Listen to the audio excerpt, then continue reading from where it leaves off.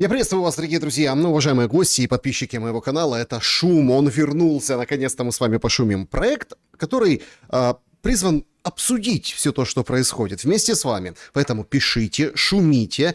Долго не было шума, то в разъездах был, то, в общем-то, кашель. Поэтому, если что-то вдруг произойдет во время эфира, чем шумнее будет, друзья, я всех приветствую. Я очень рад, что вы вместе с нами. И вот сейчас дружно, как обычно, поиграем в города с чатом трансляции. Поэтому пишите, откуда это наша любимая практика. Обсудим те темы, которые вы хотите. Оставили в сообществе YouTube, в колобке, куда мы катимся. В чате трансляции обязательно в самом финале, поэтому досматривайте шум до конца. Ну так кто? Кто где слышно? Кто? Откуда? Где все? Товарищи! Ростов шумит это.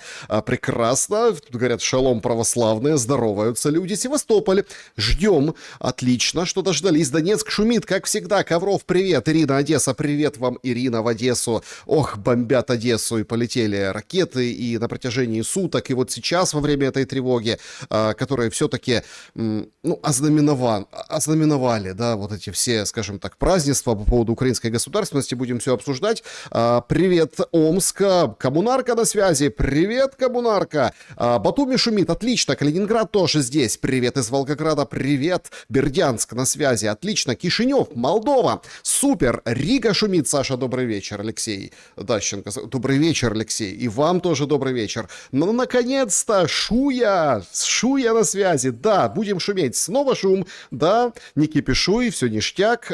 Так, Вена. Привет, Вена. Ноябрьская. Ямало-Ненецкий автономный округ, антрацит шумит, Харьков, Прага заждалась, ура, шумим все вместе, Екатеринбург, Таганрог, прекрасно, Свалява, как обычно, смотрит, привет вам, Сваляву, Шелест, не болей, мы тебя любим, а я вас как люблю, товарищи, люби друзі, поплічники, вот, в общем, это просто замечательно, что мы вновь можем все обсудить и обговорить. Белгород приветствует, привет, Эмсдеттен на связи, Саша, привет, Славянск, привет, Порт Катон здесь, Москва, салам пополам, ну, пополам так пополам. Значит, не забудьте поставить лайк, смысл игры в города в том, что если нравится какой-то населенный пункт или кто-то где-то что-то, лайк с вас, друзья. Так, Волоченск, Волгодонск, Харьков, ХТЗ. Привет в ХТЗ. Астраханские арбузы шумят. Иваново тут. Саня, привет, привет. И вам, Михаил. Гамбург, шумим. Ура. Одесса шумит. Аугсбург, привет. Афины всегда с вами. Спасибо большое за теплые слова. Зеленогорск, Дюссельдорф, Московская область. Прекрасно. Симферополь на связи. Киев. Тут, ну, раз Киев тут, то можно начинать. Обнинск, Кронштадт, ух ты, Самарканд приветствует, шум, да, друзья, шумим, и пока шумите, пока мы здесь, в чате трансляции, проголосуйте, пожалуйста, в нашем сегодняшнем опросе. Значит, он такой, когда закончится война? К зиме этого года, в следующем году, к концу срока Трампа, как он сегодня выдал, или не закончится, а все еще расширится на Европу. Вот такие варианты. Пишите, что думаете в комментариях и голосуйте. В конце подведем итоги. Марганец, Никополь. Ох, как вам там сложно и тяжело. Узбекистан. Город Чирчик смотрит. Чирчик, привет! Ах, какое название смешное. Оснобрюк. Прекрасно. Значит, Сиэтл, Пионерский сквер. Отлично. Ашкелон, Израиль шумит с вами. Прекрасно. Пермь. Замечательно. Значит, ура. Шум, привет из Москвы. В Москву тоже привет. Сибирь, Алтай на связи. Казань. Привет из Риги. Привет и вам, друзья. Ставьте лайк. Если лайк поставили, то в реакциях, видите, там сердечки мигают. Это такие реакции, да, чтобы все мы знали, чтобы шуметь не только как бы шелестеть, а еще и пошелестеть реакциями сегодня. Тоже очень и очень полезная штука.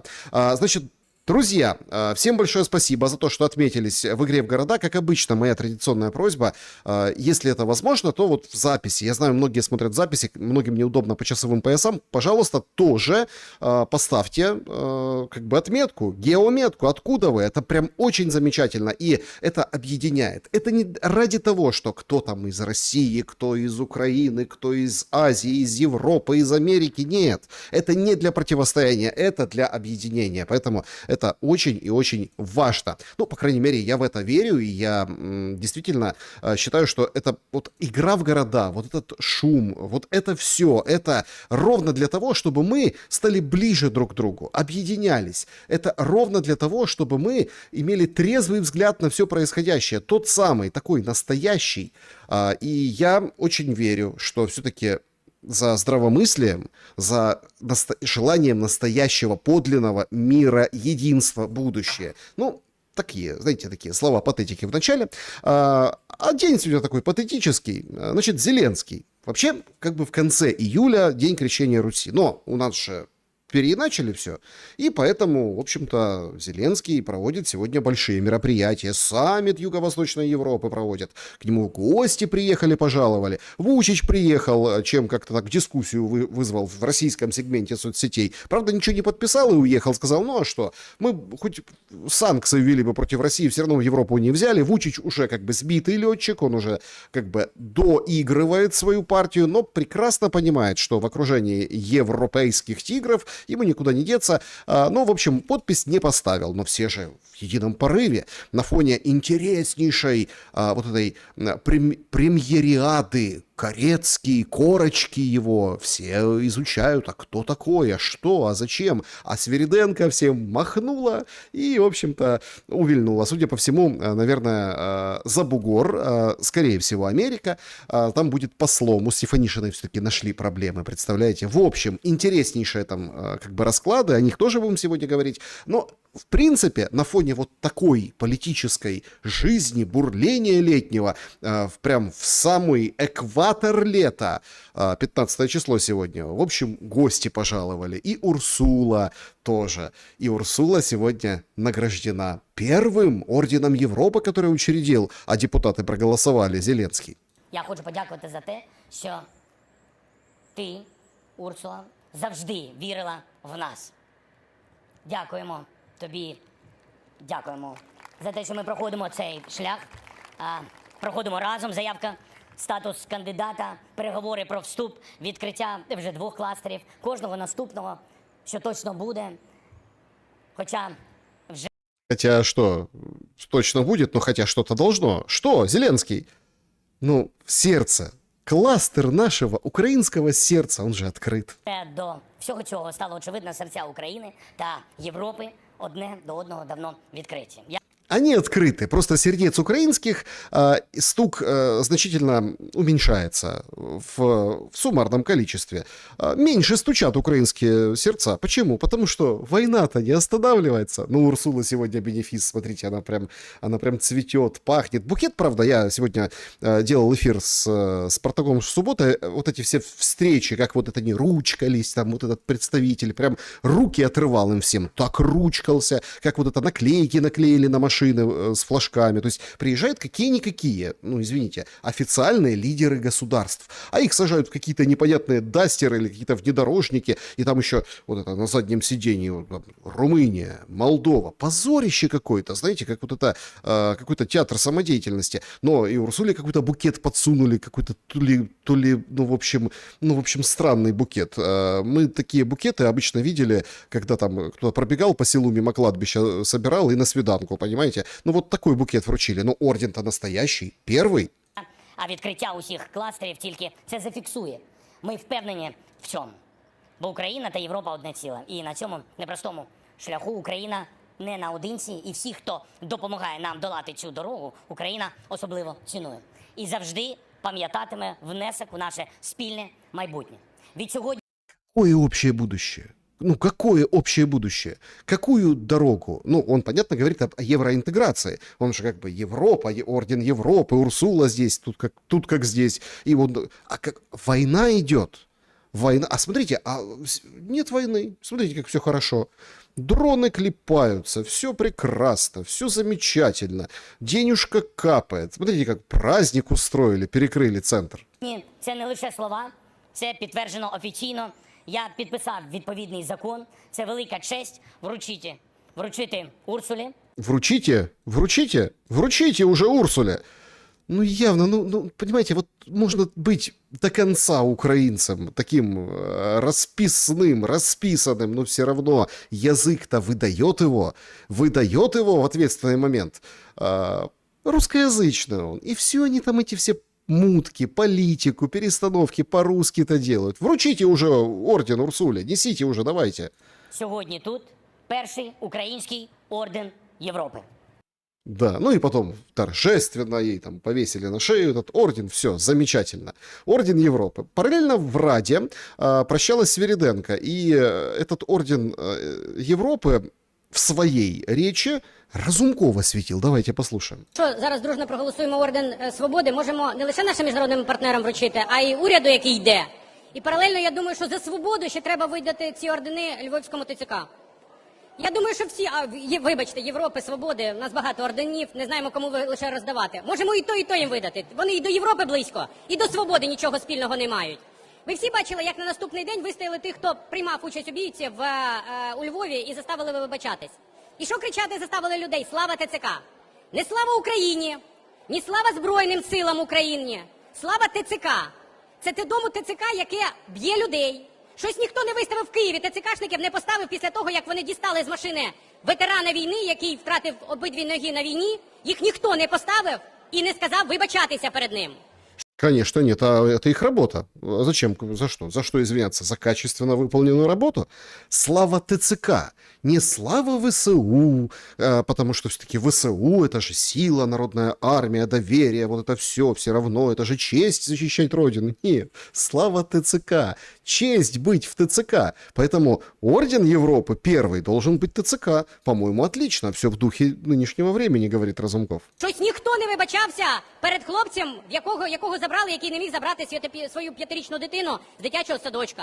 Щось ніхто нікого не змушує вибачатись, коли б'ють людей, коли з них знущаються як з худоби, хапаючи за ноги, за руки, кидаючи в буси.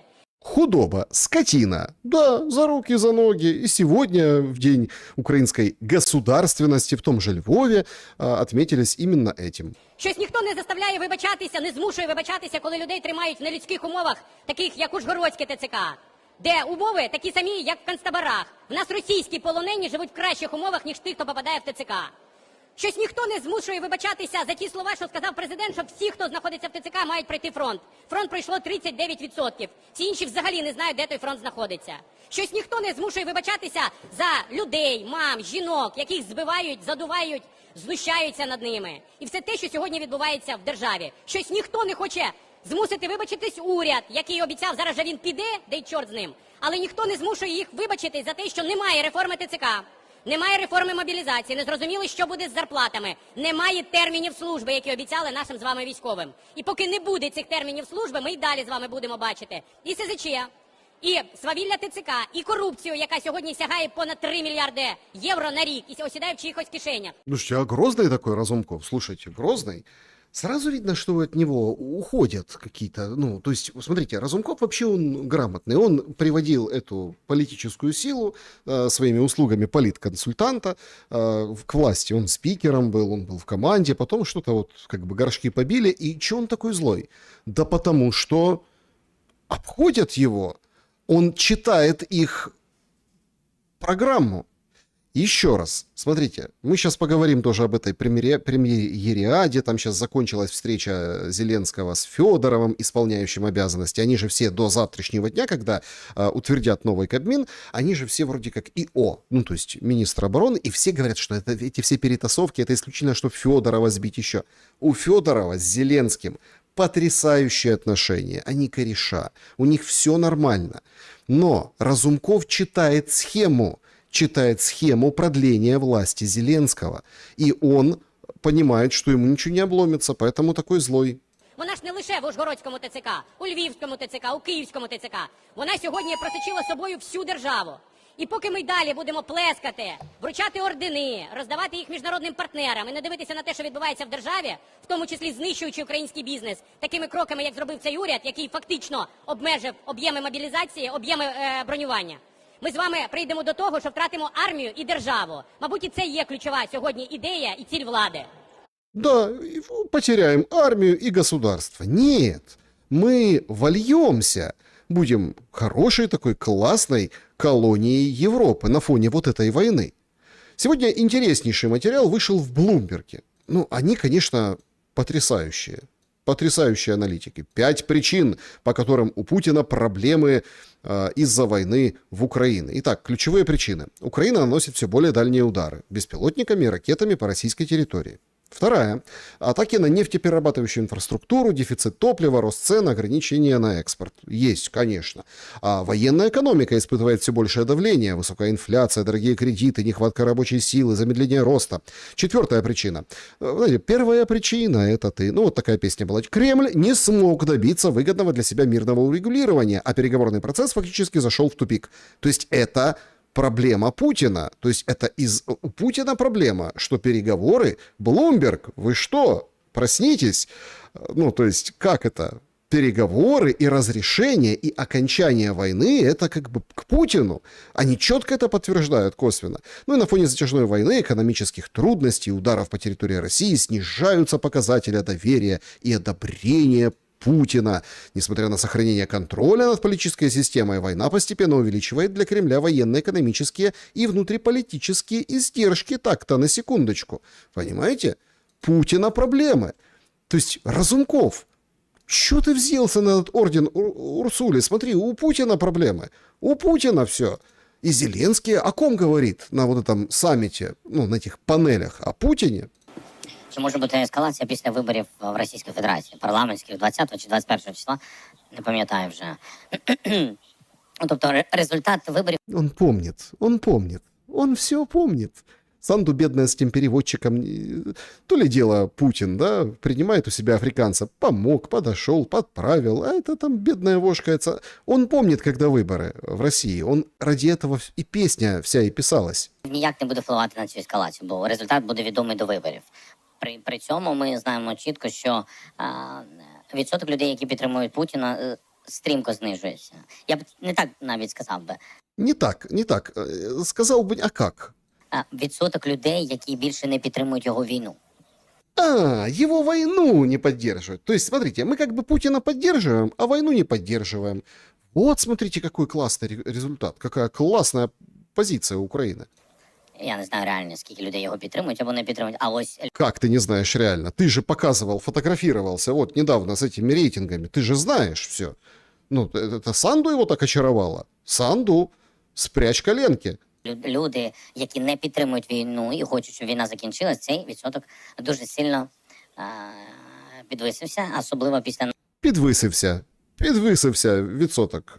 Особенно що? наших оперативних дій на полі бою, а також мідстрайків і діпстрайків в Росії і мід-операції на території нашого тимчасово окупованого Криму. В деяких регіонах з 10% людей, які були за закінчення війни, так, відсоток виріс до 62-63. Тобто То есть он не знает, понимаете, он знает прям настроение россиян. 10% были за то, чтобы война закончилась, а сейчас 60% — это некоторые регионы. Что там за регионы такие России? А страшно говорить, потому что он имеет в виду, наверное, не подконтрольные регионы Украины, а это уже получается признание оккупации. Зеленский, по тонкому льду ты ходишь. уявіть, що відбувається. Це в більшості своїй це прикордоння з Україною або тимчасово окупований Крим. Ну, тому що вони отримують реальне, що таке війна. Вони почали це отримати і відчувати це на своїй території. Тому, безумовно, такі речі впливають на реальний рейтинг і голосування в Російській Федерації. Я не впевнений, що це буде, як скажімо так, впливати на той результат, який нам продемонструють. Але те, що це лінія відліку, після якої Путін може робити якісь ескалаційні кроки, ну, безумовно, ми розуміємо, що це може бути або збільшення мобілізації. Те, що ви сказали, це один із зрозумілих кроків, але за це потрібно платити гроші. Тобто збільшити контрактування він не зможе, тому що треба платити великі гроші. Подождите, Путин не может увеличить контракты, потому что денег нет у Путина. Это кто говорит? Это говорит Зеленский, у которого тоже денег нет, у которого все деньги из Европы, который на подсосе говорит, у Путина денег нет, поэтому увеличить контрактную службу он не может. Мобілізацію, понятно, неприятне рішення. Тому може піти на збільшення мобілізації, там, де не буде потрібно підписувати такі контракти. Ми думаємо про це. Они думают, что Путин обнищал. Понимаете? Ну, сидят. О чем вы думаете? Они о стране думают? Они об Украине думают? Нет. Они думают о том, как... Короче, считают деньги Путина. До таких кроків треба готуватись.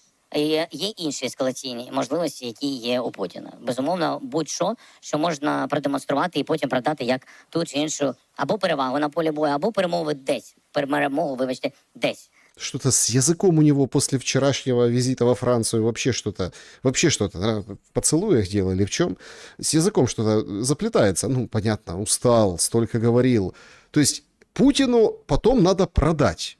Ага, а где продать? Вот Путину надо что-то, какую-то эскалацию, чтобы потом ее продать. Возникает вопрос, кому? Кому? Китайцам продать? Кому? Трампу продать? Кому продать Путин должен? Что продавать? То есть кому продавать Зеленскому те или иные ходы, все прекрасно понимают. А Путину кому надо продавать вот эту эскалацию? Вот тут загадка. Но они об этом сидят и думают. Де це може бути? На яку із країн він може тиснути? Я не можу сказати про це. Я просто цього не знаю. Ми повинні готуватись до будь-яких викликів. Є інший шлях продовжувати ті операційні дії, які ми зараз робимо, які можуть призвести, в принципі, до готовності Путіна до спілкування. Я, в принципі, поділився з керівництвом Європейського Союзу і з президентом Сполучених Штатів Америки, що нам потрібно для того, щоб пришвидшити процес готовності, на наш взгляд, на наш погляд, готовності Путіна сісти за стіл перемовин. Опять этот русский язык, опять вылазит. Да что ж ты, на наш взгляд? Ну, елки-палки, Зеленский. Ну, что ж ты? Что же ты? Сбивается. Вот явно как-то вот тяжело далась дорога из Парижа сюда. Там же все-таки Макрон, там же все дела. Ну, то есть как-то явно сбивчивый какой-то стал Зеленский. То есть так он уже... То есть Путин потом будет что-то продавать, а он уже продал. Он уже продал. Он говорит, давайте нам лицензии, давайте нам дрончики, давайте нам денежку, давайте. То есть он явно думает, что он с Путиным выступает в этом, как бы, в этой истории наравне, понимаете? Наравне. Тим більше, що Урсула явно купила то, що продав Зеленський. І коли ми говоримо про це наше партнерство, ми мусимо згадати про фінансову підтримку. 90 мільярдів зараз запрацювало. Це підтримки. Більшість цього кредиту піде на оборонну промисловість. Хочу вам дати цифри 30 червня. Ми надали перший пакет, це 4 мільярди, і це найбільший пакет глобально на підтримку дронів. І сьогодні я хочу анонсувати 1 мільярд додатково на дрони. І більше потребується, тому що ми зараз щойно погодили 10 мільярдів для дронів і для літаків, для ракет. І це тільки початок. Это только начало. Самолеты будут лететь, будут всех бомбить, плюс 1 миллиард мы уже дали, 10 миллиардов согласовали. Все хорошо. Нормально вот эти 90 миллиардов вот этого кредита, они выпиливаются, это же оттуда берется. Мы согласовали, и все сразу понесли, ничего себе, Урсула, он ей, значит, орден, она ему миллиард. Награду, миллиард, а миллиард, второй, третий. То есть нормально, классно все продает. Кому продает что Путин? Вот это вот возникает вопрос. Подоляк выходит на телемарафон и говорит, слушайте, ну Европа, конечно, молодчинки, они нам просто сейчас вот технологии сейчас объявили, что уже и американцы, там несколько месяцев буквально осталось, и все, и будут патриоты клепать, ну имеется в виду ракеты ПАК-3. Там на місяць, на 2, от ми з вами чули, да, там 70 мільярдів, наприклад, в Анкарі затверджена була програма допомоги Україні військової на 2027, ще 70 мільярдів і так далі. Це, я скажімо так, це базові програми, які будуть розширятись, тому що це на 10-річчя тепер, да, Это на десятилетия. То есть успокойтесь, это все лет на 10. Это такие, это серьезные деньги, серьезные люди. Выделили миллиард, да, фон дер Ляйен заявила. Это миллиард, это все. Ну, сейчас каждый раз она будет приезжать по миллиардику давать. Все нормально. Это бездонная дочка. Ну, такая бочка. И Украина, получается, ну, дочка НАТО. То Україна стає невід'ємною частиною не просто там якогось політичного формату. Навпаки, Україна стає невід'ємною частиною єдиного безпекового в Європі формату, де є політичне таке собі надбудування, да, яке ми з вами можемо обговорити в рамках там Європейського Союзу, да, ну це політико-економічне, безумовно. інші якісь формати і так далі, але Україна стає невід'ємною частиною, тому що Європа була певний час налякана не тільки самим фактом повномасштабного вторгнення, а те, як сьогодні виглядає Росія, те, яку риторику вона досі дотримується, і Європа відповідно вносить фундаментальні зміни в розуміння безпеки, в розуміння того, що Сполучені Штати партнер, так, але це партнер, а не, скажімо так, парасолька, яка буде все контролювати, все тримати під контролем. Да, это, конечно, будет. Это же партнер, Украина, неотъемлемая часть. Ну зачем нам НАТО? Ну, ребята, какое НАТО? Зачем? Мы уже неотъемлемая часть. Они там сидят на заседаловах у себя в Швеции, в каких-то, ну, скажем так, сборищах, и говорят, как мы Украину не можем бросить, вы что? А кто? Где найти еще таких, которые вот в унисон, наши сердца открыты? Правда, стук все тише, тише этих сердец, их меньше, меньше бьется. То есть мы часть, нам будут выделять и дальше. Деньги есть, деньги будут, и Подоляк об этом четко заявляет. Они вот об этом думают. А то, что в Европе происходит, ерунда. Проблемы у кого-то, да успокойтесь. Вот, пожалуйста, Илон Маск буквально вот пару часов назад или там у себя в Твиттере внезапно вот публикуют товарища Ле Пен. Более того, он прям говорит, что Ле Пен — это последняя надежда Франции в преддверии президентских выборов 27 года. Она последняя надежда Франции. Значит, на прошлой неделе Ле Пен официально объявила о том, что пойдет участвовать, ей суд разрешил. Значит, и несмотря на вынесенный обвинительный приговор, в общем, Макрон же никуда не идет. Они там хотят Лагард вот эту всю, как бы, ну, если Лагард не налажает, да, то есть Макрон передаст власть вот по той же линии, банкирской линии. А Ле Пен, вот, говорит, и рейтинг у нее хороший, там опрос вышел о том, что 34-36% где-то французов готовы за нее проголосовать. То есть Европа меняется. Европа меняется. Мерц, который сегодня рассуждал о том, что, слушайте, Украина, член, не член, да и вообще Европейский Союз не расширялся уже сколько лет, 13 лет, елки-палки, это много, поэтому нам нужно, ну, хоть тушкой, хоть чучелом, хоть с правом голоса, хоть без права голоса украинцев как бы принимать. Ну, или не обязательно украинцев, а те, кто в очереди. Поэтому давайте, шевелитесь там. Но он это заявляет, а у него у самого просто швах с рейтингами. Он признался в интервью, что его беспокоит падение рейтингов, но он не понимает, почему оно произошло. Считает, что сейчас правящая партия в Германии, коалиция, не смогла бы победить на выборах, если бы они составляли, вот сейчас прям проходили. По его словам, такой вариант развития очень тяготит. Вот прям говорит, тяготит меня. Ранее сообщалось, что антирейтинг Мерца огромен, и по данным социологического института Форса, им недовольны 85%. То есть он расширяет Европейский Союз, как это, плодит нищету, порезали, ну там, позакрывали заводы, порезали выплаты, ну, в общем, немцы как бы немножко в шоке. А он же, смотрите, говорит, я лидер, мы же мощные, я не понимаю, в чем дело. Почему я никому не нравлюсь? Вот этот второсортный канцлер, его со второй попытки избрали. Такое впервые, кстати, в истории. Но у них как бы праздник, парад ко дню взятия Бастилии. Кто-то вот в сети шутит. Это, конечно, потрясающее наблюдение, я считаю. Значит, как президент Франции, я бы тоже вручил орден почетного легиона любому премьер-министру, который уничтожит Королевский флот. Это по поводу врученного ордена Макроном Стармеру. Вообще, который уже в отставку заявил, он просто досиживает. Они друг другу ордена вручают, они вот это вот все, там, потужность, которая колосится, демонстрируют. Они говорят, вот Рафали дадим Зеленскому, всем дадим Зеленскому. В соцсетях вообще, конечно, все в шоке. Вот пишет пользовательница, говорит, я вот читаю новость, значит, про встречу коалиции и парад на День Бастилии. И вот какой фотографией это все сопровождается. Вот именно такой фотографией это все и сопровождается. Ну, то есть, вот она какая, вот для кого у него открыты сердца. Вот чьи сердца, ну, как бы обязательно будут биться в унисон. В соцсетях уже прям разбирают пошагово по по каждому движению, то, как открывает свое сердце Зеленский Макрону. Чуть не раскрыли правду. Неуверенный выход из машины. Чувствует напряжение. Делает шаг с вытянутыми руками. Очень ждал эту встречу. Хотел поцеловать в губы, забыв про камеры. Французский лидер вовремя увернулся. Натянутая улыбка, понял свою ошибку. Кажется, у жены Зеленского появился конкурент. Ну, почему кажется? Это давно всем уже кажется. И вот так, и вот эти все ужимки. Ну, кто скажет, ну, понятно, притянуто за уши. Но он же с Зеленской был. С Зеленской был. А с Макроном обнимался без Зеленской.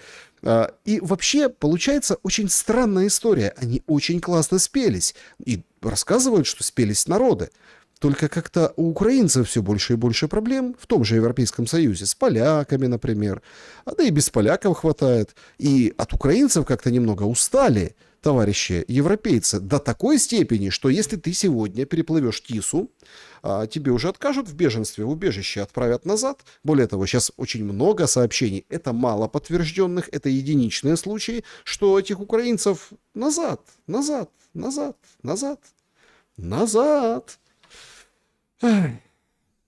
Все. Если ты со штампом пересек от погранцов украинских, ну, значит, у тебя нет проблем с законом о призыве. А так пошли вон. Вон пошли украинцы. Не нужны вы нужны своей стране. Вперед и с песней, как говорится.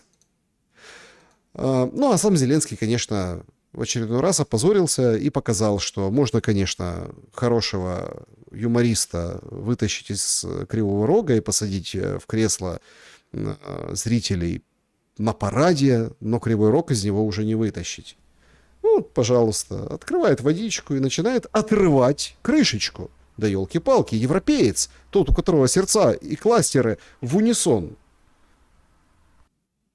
Ну, то есть и Стармер обалдевший, что делаешь? Крышечку рвет. У него уже крышечку сорвало. Они в ордены научились вручать. Они считают, что они какая-то вот эта вот элита. А украинец где в этом всем? Нигде. И получается, что теперь украинцу бежать надо не на запад, а что, на восток получается? На восток. Или к батьке, к Лукашенко, или в ту же, ой, какую страшную диктаторскую Россию. И вот тут нет ответного хода со стороны России. Сказать ему, ну, пожалуйста, да, там какие-то фильтрацию какую-то быстренькую как бы проведем. И если вас из Европы выгнали, ну, пожалуйста, мы готовы. Ну, хотя бы вербального. Этого нет. А это уже есть. Ну, и Зеленский на фоне, конечно, вот этих всех кабминовских, скажем так, перестановок рассуждает, понятно, и о послах. Що стосується Діпкорпусу, я б не відповідав би виключно про посольство Сполучених Штатів Америки.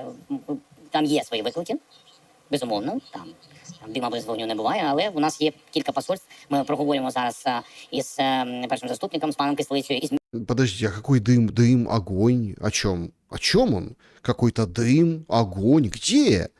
В посольстве США? В США? Так Трамп же наш слоняра, Зеленский. Трамп же за Украину. Он же лицензии подкинул для патриотов. Он же поддержал, говорит, вперед. А там какая-то проблема. безумовно, передусім з міністром закордонних справ, паном Сибігою, пул послів України в інших державах, яких буде замінено. Пул послов. Послов пул. Будет заменен. Залужный, готовься. Буде публічна інформація, ми просто ще не, скажімо так, кінцевого варіанту поки що немає. Дякую. Спасибо. Нет, просто мы сейчас другим заняты. Мы сейчас встречаем, мы сейчас вводим нового человека. Ну, как нового? Он-то знакомый многим человек. Ну, Свириденко же попрощалась. Она, кстати, сегодня орден получила. Смотрите, сердечко поставила. Спасибо всем за поддержку. Честью было поработать для Украины. Прям хоть бери, и помните, такое издание было, газета «Работница», вот это Свириденко. Была честь, и она попрощалась, и так хорошо сегодня врать, и все. И орден Ярослава Мудрого получила она и Шмыгаль. Вот, в общем, такие политически неамбициозные, очень исполнительные, которые там на молоко дуют, которые не принимают... Вот все, время таких... А кто приходит? А приходит семья, связанная с Миндичами, связанная с вот этим крылом, тем, каким надо крылом, товарищи. Корецкий. Что за Корецкий? Бизнесмен, телохранитель, охранник, потом пошел в бизнес, потом он там руководил, вообще кофе начал торговать, а потом раз и распиливал то, что отжали у Коломойского. А потом как-то разбогател. Все какие-то богатые. Плюс-минус. Такого не ожидал никто.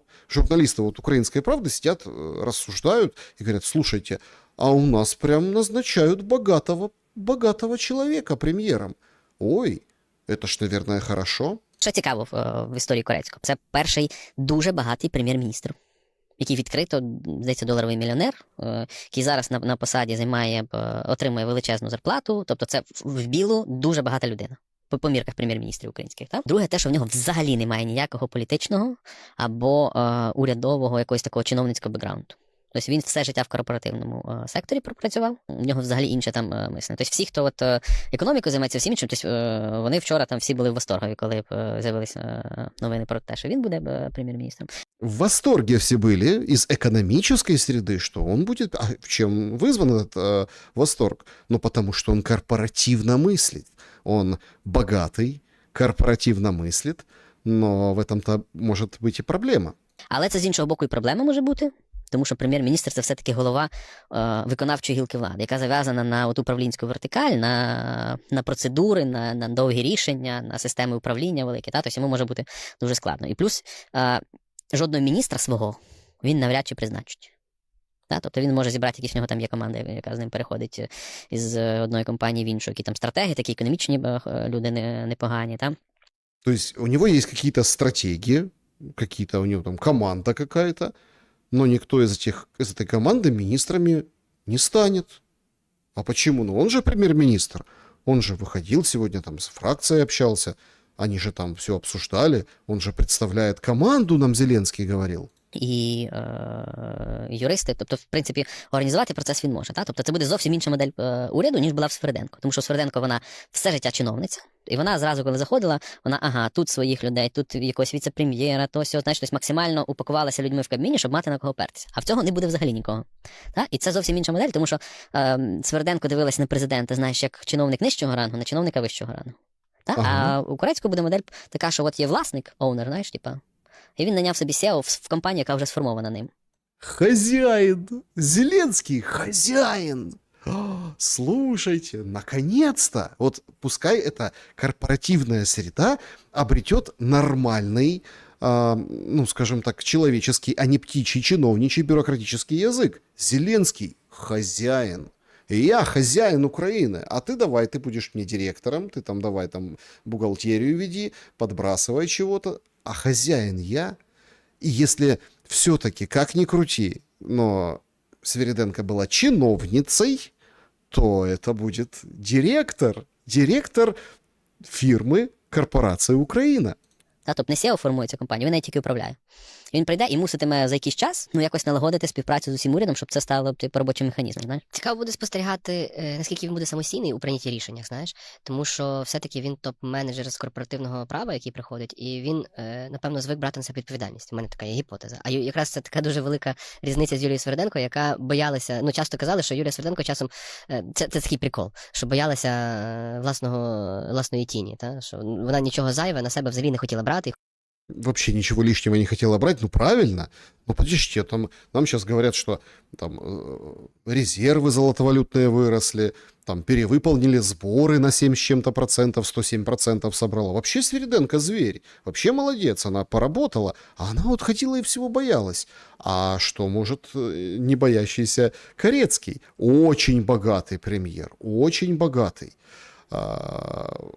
Ну, вообще, конечно, это, конечно, просто что-то с чем-то, как выглядела новость о его утренней встрече с фракцией. Значит, вот, пожалуйста, нам сообщили, что кандидат в премьер-министры встретился со слугами народа, потом со всеми остальными встречается, вот уже вечером, да, и заявил, что планирует сосредоточить внимание на том, как пережить зиму, то есть надо же зиму пережить. Только директор знает, как зиму пережить. Предполагает, что следующая зима не будет легче, чем предыдущая. Ну, на этом спасибо. Видите, трезвый взгляд демонстрирует. Отмечает полную всестороннюю поддержку Минобороны. То есть все для фронта, все для победы, полная поддержка Министерства обороны. И планируют заниматься вопросами психического и ментального здоровья украинцев. То есть, это, наверное, запрос хозяина, я так полагаю. Это реально запрос хозяина. Психически и ментально что-то у украинцев едет кукуха, и он будет заниматься этим. Это его прям, кроме зимы и войны, у него есть еще и крыша, которая едет у украинцев. Арахамия после этой встречи написал следующее. Говорит, Сергей Корецкий значительный опыт имеет в государственном, корпоративном секторе, разбираются Укрнафта, Нафтогаз, хорошо себя зарекомендовал там.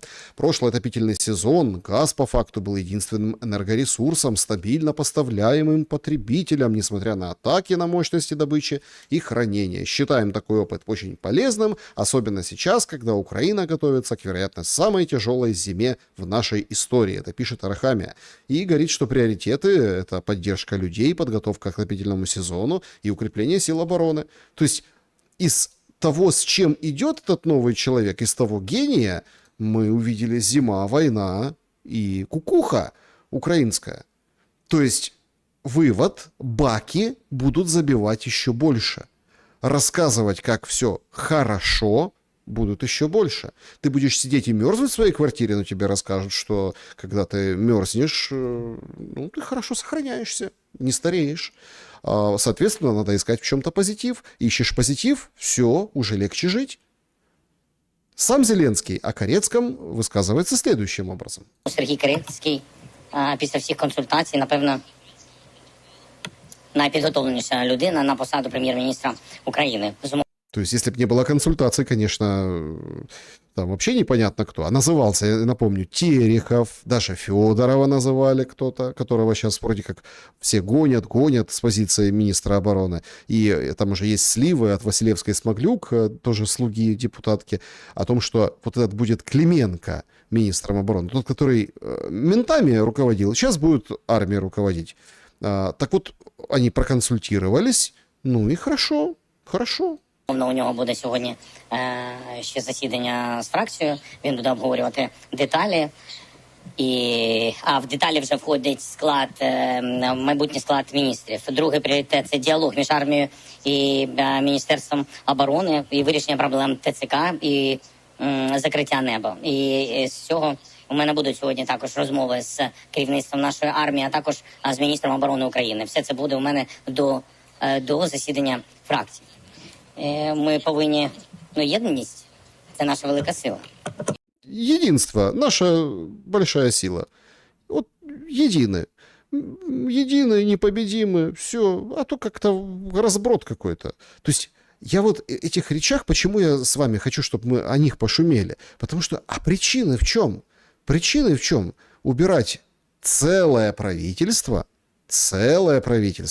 для того, чтобы перетрахивать и дальше вот эту колоду. І у нас повинен бути один погляд в Міністерстві оборони і в нашій армії.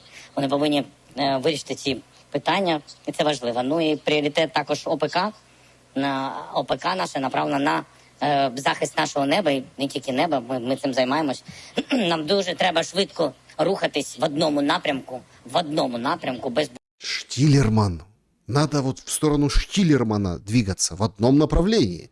А то там поди какой министр там чего-то, или премьер, или что-то, какие-то непонятные люди, какие-то тоже дроны хотят собирать, тоже хотят тачки покупать, тоже хотят там заморские виллы, коттеджи, тоже хотят зарабатывать, тоже хотят на вот эти деньги. Не, все в семью. Человек семьи Корецкий, самый подготовленный, чтобы все шло в семью. Вот как ларчик, он очень просто открывался. Оружие, все должны смотреть в одном направлении.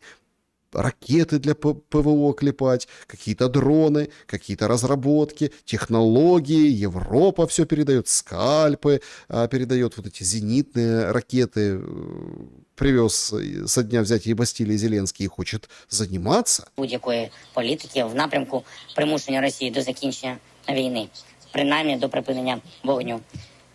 Что? По крайней мере, до прекращения огня?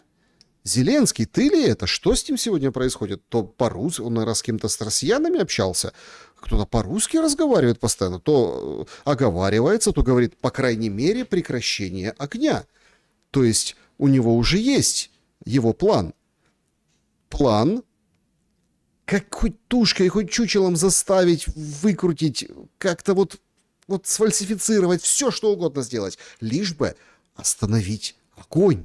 Потому что, ну как, тут мы же ракети будемо делать для Петріота, а тут росіяни стріляють, обстрілюють. Ви що? А що стосується, в принципі, кандидатів, як я вам сказав, почуємо також пропозиції Сергія, тому що це, особливо під час війни, це командна робота, базуючись на діалозі фракції, з фракцією, також майбутнього прем'єр-міністра, бачення і так далі, його презентація, і робота разом зі мною. Тобто, в принципі, інституційно ми втрьох повинні все це найближчим часом з'ясувати.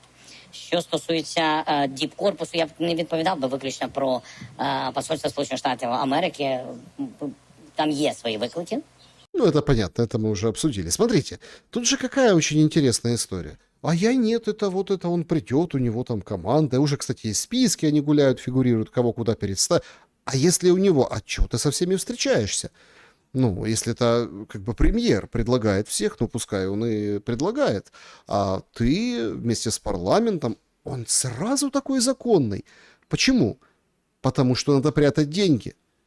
Потому что дело в деньгах. Потому что дело конкретно в заработках семьи. Конкретно в них. Отдельные депутаты, есть такой депутат Мазурашу со «Слуги народа», вообще говорит, слушайте, так это преемник. Преемник Зеленського. Цих сценаріїв, що сьогодні я чув, теж знову ж таки це так на рівні чуток, що, мовляв, ось пана Сергія будуть призначати прем'єром для того, щоб, можливо, це стало для нього трампліном до майбутнього президентства. Це теж одна з версій, про яку я почув. Як спадкоємця Так, очевидно, раз він від нашої команди буде призначений, можливо, ми ж не знаємо ще, скільки ця клята війна буде тривати. Мы же не знаем, сколько эта проклятая война будет. А тут уже смотрите, как хорошо. Вот это Мазурашу там нам выдал, что ему сорока принесла на хвосте. То есть какой-то Корецкий, какой-то самый подготовленный. Он прям знает, как страной руководить, хотя руководил, кофе продавал и нефтегазом отжатым, да, Укрнафтой, у Коломойского. Ну, то есть газ. Газует, получается, на второй срок, вообще никому непонятный. То есть абсолютно у них сидят стереотипные российские вот эти модели, вот эти сценарии. Ага, он сейчас заведет непонятно кого, бывшего охранника, он сейчас будет тут как бы такой новый человек, Корецкий, а потом это трамплин ему, операция «Преемник» по-украински. Представляете? Хотя странно, если так разобраться, то, ну, абсолютно все как-то, ну, через одно место происходит. А тут какой-то руководитель нефтегаза все поправит. Многие называют вот эти все телодвижения исключительно для того, чтобы сбить одну фигуру, Федорова, на которого очень серьезно окрысились. Він не функціональний навіть на посаді очільника Мінцифри. Это Снегирев, военный аналитик, знакомый зрителям моего канала. Говорит, Федоров нефункциональный. Якщо немає єдиного електронного реєстру, який би унеможливлював корупційні оборудки ТЦК, то значить людина в цьому зацікавлена. В тому, власне, характері діяльності територіальних центрів комплектації, які відбуваються до цього часу. Федоров уже на ТЦК воровал, представляете? На ТЦК реестр не создал, все. Так он в доле, он хотел заработать. Поясніть мені, за часів Федорова, за останні місяці, кількість заброньованих збільшилася на 300 тисяч. Це як у нас економіка так шагнула вперед? Якими кроками? Це у нас стільки підприємств з'явилося. Звідки така кількість заброньованих, при тому нехватка на фронті особового складу? От вам і відповідь. Просто, я так розумію, вирішили заробляти не тільки на війні, але, відповідно, на питаннях ухиляння від війни. Якщо Федоров дасть відповідь, звідки ці 300 тисяч заброньованих за часів його каденції, далі можна розмовляти. Ні, до побачення. До свидания. И, судя по всему, Федоров на выход брони. Тут какие брони? Какие 300 тысяч броней? Наоборот, тут же плевать, есть у тебя брони или нет. Всех надо гнать. Из Европы, изнутри страны какие брони? То есть зарабатывают, да? На ухилянтах Федоров зарабатывал. Вот спрашивают у Фисенко. Так а что произошло?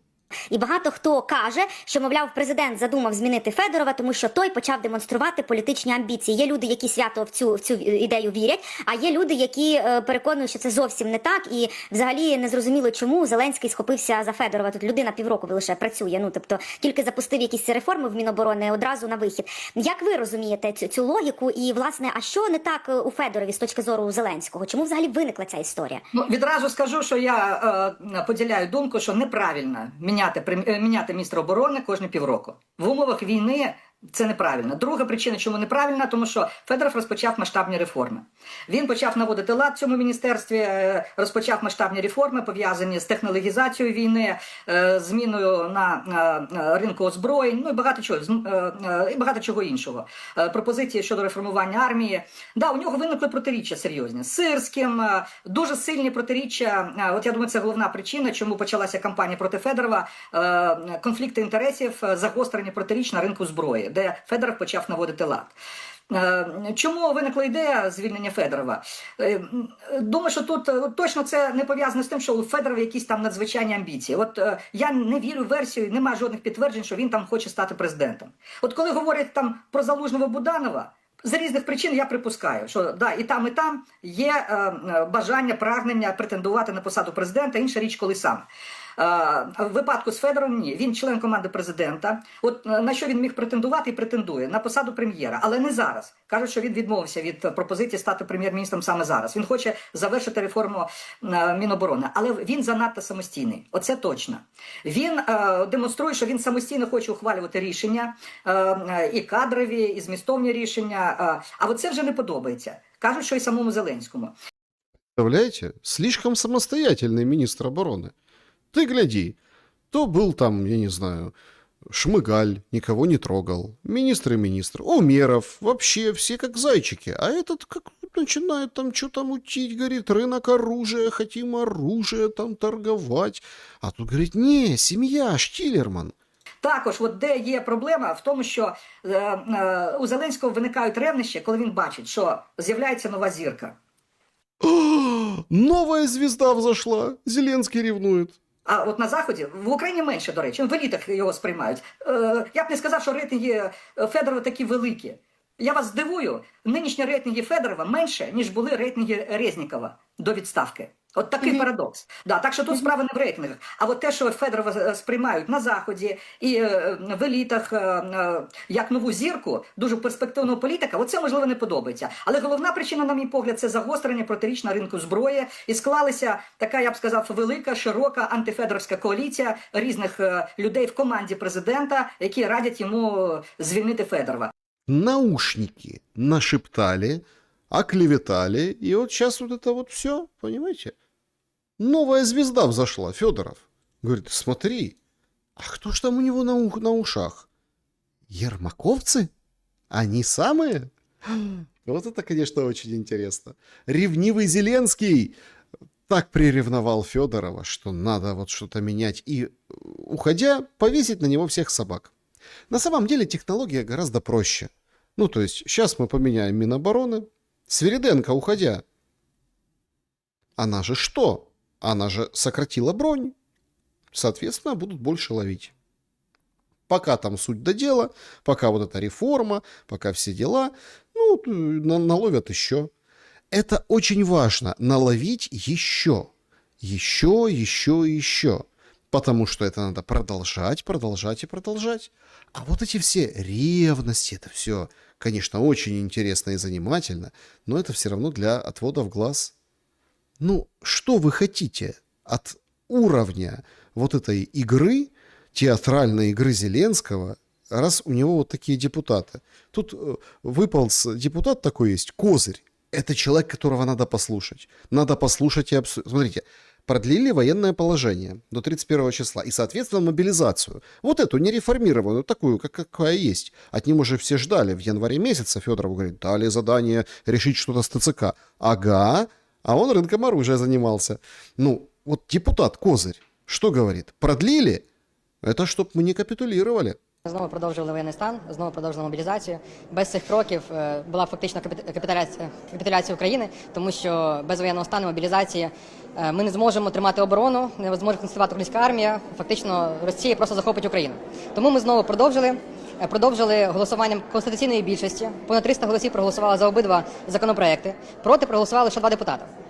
І це характерна історія. Дуже важлива в сучасний день, коли ми бачимо, що відбувається в інформаційному просторі.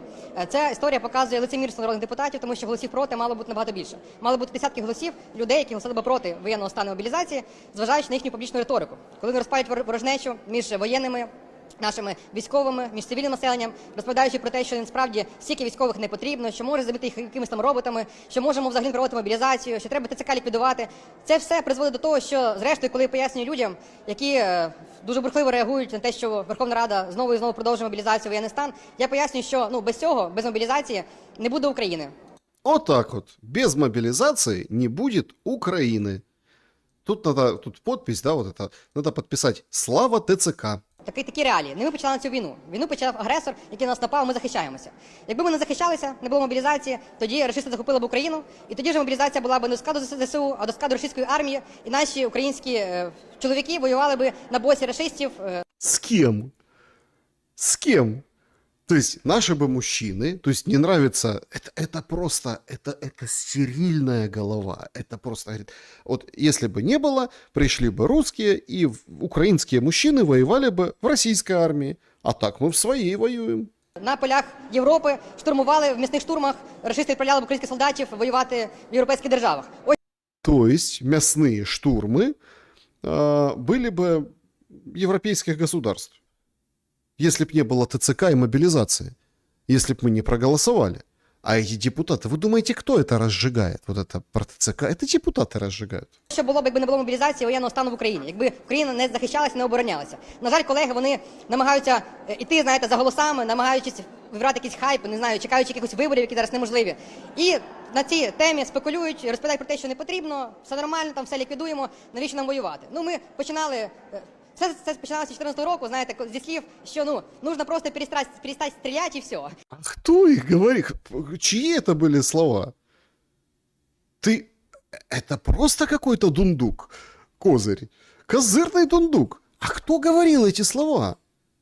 Кто говорил эти слова? І все закінчиться. От такі були лозунги. В 2019 році ми бачили вибори. Зараз ми бачимо в парламенті, що навіть на 4-му році повномасштабної війни все одно ці байки українському суспільству нав'язуються, що від України що залежить. Нібито ми можемо закінчити цю війну. Ми маємо думати не про війну, не про те, як боротися, а про те, як досягти миру. Ми можемо досягти миру лише за рахунок того, що ми знищимо Російську Федерацію. Це єдиний варіант, яким чином Україна може вистояти, перемогти в цій війні, взагалі вижити в цій війні. Іншого варіанту зараз у нас просто немає. О как! То есть мы должны уничтожить Российскую Федерацию. Все. Полюбить так королеву, украсть так миллион. Все. Уничтожаем Российскую Федерацию. Вот это нормальный план. Козырный план. Боже, что у них в головах?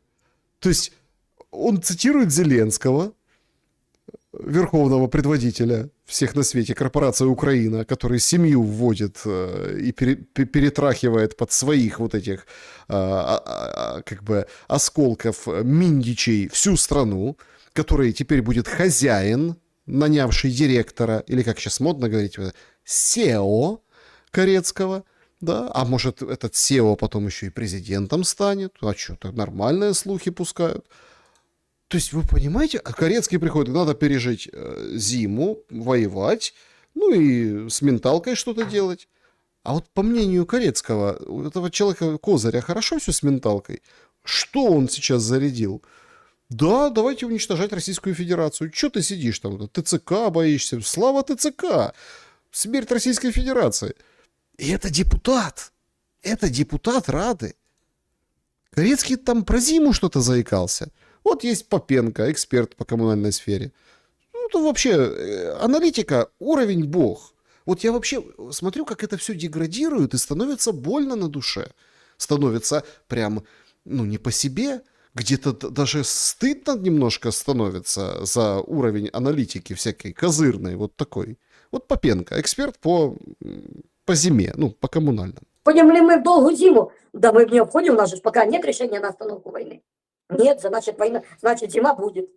Если зима будет, значит будет отопительный сезон. Если будет отопительный сезон, это ж, понимаете, это абсолютно взаимосвязано. Будет отопительный сезон, будут обстрелы россиян, наших ТЭЦ, наших трансформаторных подстанций. Значит, мы будем сидеть без тепла, без электроэнергии, так как в прошлом году и как в этом году. Днями, неделями. Будем сидеть без света, без воды, без тепла, это факт. Будем сидеть. Ну, смотрите, если будет зима, ну, значит, будем сидеть. Это факт. А чего вы тут? Конечно, будет все. Готовьтесь, украинцы. Готовьтесь. И мне так нравится, все говорят, готовьтесь, и никто ничего не собирается делать. То есть войну мы как должны? Мы должны уничтожить Российскую Федерацию. Вы думаете, что мы можем? Ну, пока нет. А чем уничтожать будем? Дронами будем уничтожать. Дронами. А каждый день последние только, вот сообщения последние. 1 человек, 2 человека, 3 человека гибнут. Сегодня под утро Россия ударила по Сумам кабами. 3 погибших нашли, пострадавшие есть. Одна из бомб упала возле медицинского учреждения. А это Краматорск подвергся ударам. Нормально. Краматорская громада, пожалуйста. Ось, власне, наслідки удару. Подивіться, від приватного житлового будинку нічого не лишилось. Тільки купа цегли. Говорит, последствия удара от частного дома ничего не осталось. Просто куча кирпичей. Зараз. Я бачу, що прямо в дім влучило. Да, это что-то взрывной волной, а там вот такая болванка лежит он в доме. Я там сидел рядом с ней, со мной вот так вот залетела. Покажете, що там? Смотрите, обстановочка. И машина стоит новая. Ну, вот только с салона. Волга называется. И, ну, пожалуйста, вот, Краматорская община. Прилетела мужику вот в дом. Я вот сидел я. Так. А вот прилетела. Ну вот прилетела, видишь? Она, видать, ударилась так, рикошет сюда. Но я упал вот тут рядом. Я сразу и не видел, что она тут, потому что пыль была и стекла.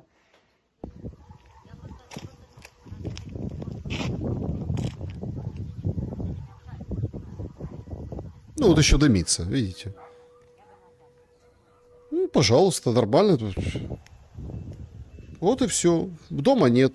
Кто его будет ремонтировать, восстанавливать? Корецкий? Думаю, вряд ли. А это Запорожье. 2 погибших. Тоже удары кабом. Попали в многоэтажку, есть пострадавшие, погибшие. Ну, то есть, как бы, небо должен закрыть. Небо должен Корецкий закрыть. Ну, там, Запорожье, это же Украина, надо небо над Запорожьем закрыть, это Краматорском закрыть. Ну, чтоб мужика так не пугали вот эти удары. Или, может, надо войну остановить?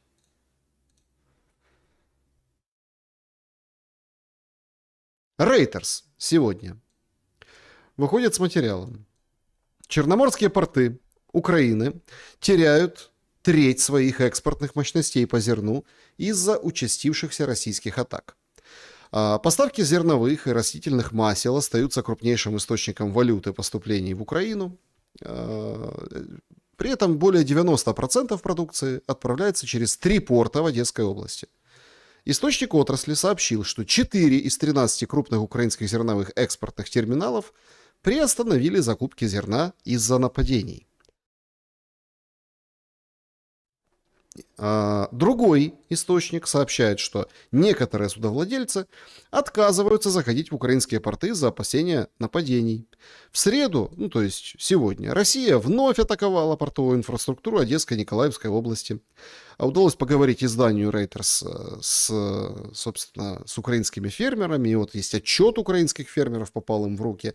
Россия начала систематически наносить удары по портовой инфраструктуре, терминалам и всей транспортно-логистической цепочке, снова и снова используя баллистические ракеты. В среднем сейчас мы можем отгружать около 4 миллионов метрических тонн зерна в месяц. А это очень мало для житницы Украины.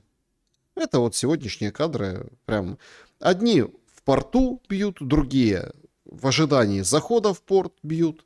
И все уничтожается. По поводу логистических вопросов, ну, понятно, уже долетает до трассы Днепр-Кривой Рог. Шахед попал в какую-то технику. Да, Фура. Фура горит. Вот труп. Да, смотри, труп, фура горит. Вот так это все выглядит. Дрон впервые атаковал эту трассу пару дней назад. Значит, целью были грузовики тогда АТБ. Водитель выжил. Украинские военные ранее говорили, что будут использовать дроны-матки, которые эти FPV ближе подтягивают непосредственно к тем или иным целям. Ну, то есть все примерно все понимают. В Харькове на АЗС устанавливают вот такие антидроновые сетки. Ну, то есть, видите, газ, заправка. И вот так вот развешивают, чтобы непосредственно там в самом терминале, там где пистолет, вот чтобы туда не попало.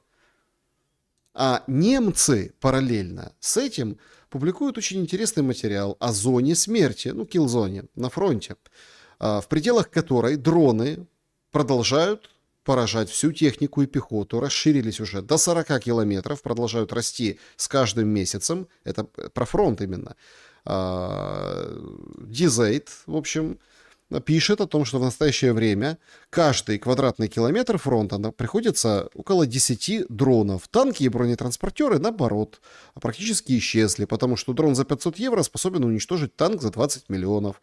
Собирать войска для крупного наступления, размещать их вблизи фронта уже тоже нет смысла. Притом управлять дроном можно хоть из Киева с помощью старлинков, установленного на беспилотнике, и пилотам больше не нужно находиться непосредственно близко к фронту. Все больше украинских подразделений действуют таким образом именно на расстоянии. Благодаря искусственному интеллекту дроны могут распознавать бронетехнику, позиции, предлагать их в качестве целей. Некоторые из дронов могут зафиксировать такую цель одним нажатием кнопки пилота.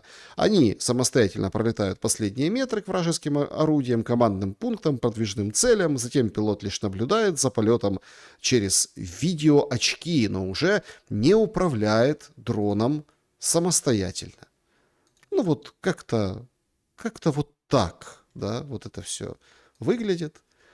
Сегодня там запустили потрясающую социальную рекламу Альфы, когда там вот я пойду покатаюсь на мотоцикле, он едет, заезжает куда-то за город, а там блиндажик, они сидят, поразили какие-то цели дронами, потом он возвращается, смотрит за своей возлюбленной новости, и вот так вот приглашают всех воевать. Ну давай, чего ты, живи нормальную жизнь, все, а тут там спустился на пару часиков, запустил дрон и вернулся. Вот такую войну нам представляют. Правда, есть у этого обратная сторона, это противник. Правда, есть у этого еще более похабная и тяжелая сторона, это ликвидация. Новость сегодняшняя, которая действительно заставляет задуматься. Глава Росатома Лихачев заявил о гибели главного инженера Запорожской АЭС от удара дрона ВСУ. Дрон нанес удар по служебному автомобилю Toyota Camry на границе промышленной площадки станции Энергодара. Вместе с главным инженером Александром Яковлевым погиб водитель автомобиля Дмитрий Филиппов. Всю свою жизнь Яковлев посвятил атомной энергетике, погиб, по сути, на боевом посту. Политическое руководство страны проинформировано. Ну и МАГАТЭ ждут какой-то там реакции. В общем, убили главного инженера Запорожской атомной. Ну, вот так. Вот такие удары бывают вот этими дронами. Ну и, конечно, похвастались Крымом. Вот, пожалуйста. Силы специальных операций. Вот, смотрите, поразили ТЭС в Севастополе. Вчера ночью опубликовали, ударили и сегодня опубликовали повреждения. Заявили, что преждевременно повреждение машинного цеха с системой охлаждения одной из турбин Siemens. Ранее российские власти заявляли, что в результате атаки на энергетическую инфраструктуру Севастополь частично был обесточен. Сегодня приходили такие же, скажем так, такие же сообщения, но уже из Керчи. Там тоже бьют по энергоструктуре. Получается, что Попенко-то прав. Ну, сейчас немножко похолодает, сейчас вот это все и вперед. И точно так же будут без света, точно так же, в общем-то, на каждый меч, да, есть свой, условно, щит. Ну, а вируситься в сети, конечно, кадры испытания или тренировок мобильных групп, отражающих дроны с пулеметом. Вот так вот. Все в шоке, конечно. Ну, видели все это видео, наверное, да? Ну, вот смотрите, ха-ха-ха, ха-ха-ха, россияне, но что-то ведь делается, понимаете? И сегодня вот так, а завтра как? Стали обе страны именно на вот эти рельсы эскалации. Именно на такие. Хотя, по большому-то счету, беспилотник — это очень хорошая штука. Вот, например, в той же Франции, откуда вернулся Зеленский, беспилотник впервые доставил почку донорскую на расстоянии 60 километров для проведения испытаний между университетской больницей Нанта и больницей Ла-Рош-Сюрьон в Андее с целью тестирования транспортировки органов для трансплантации. Операция провела компания «Делив дрон».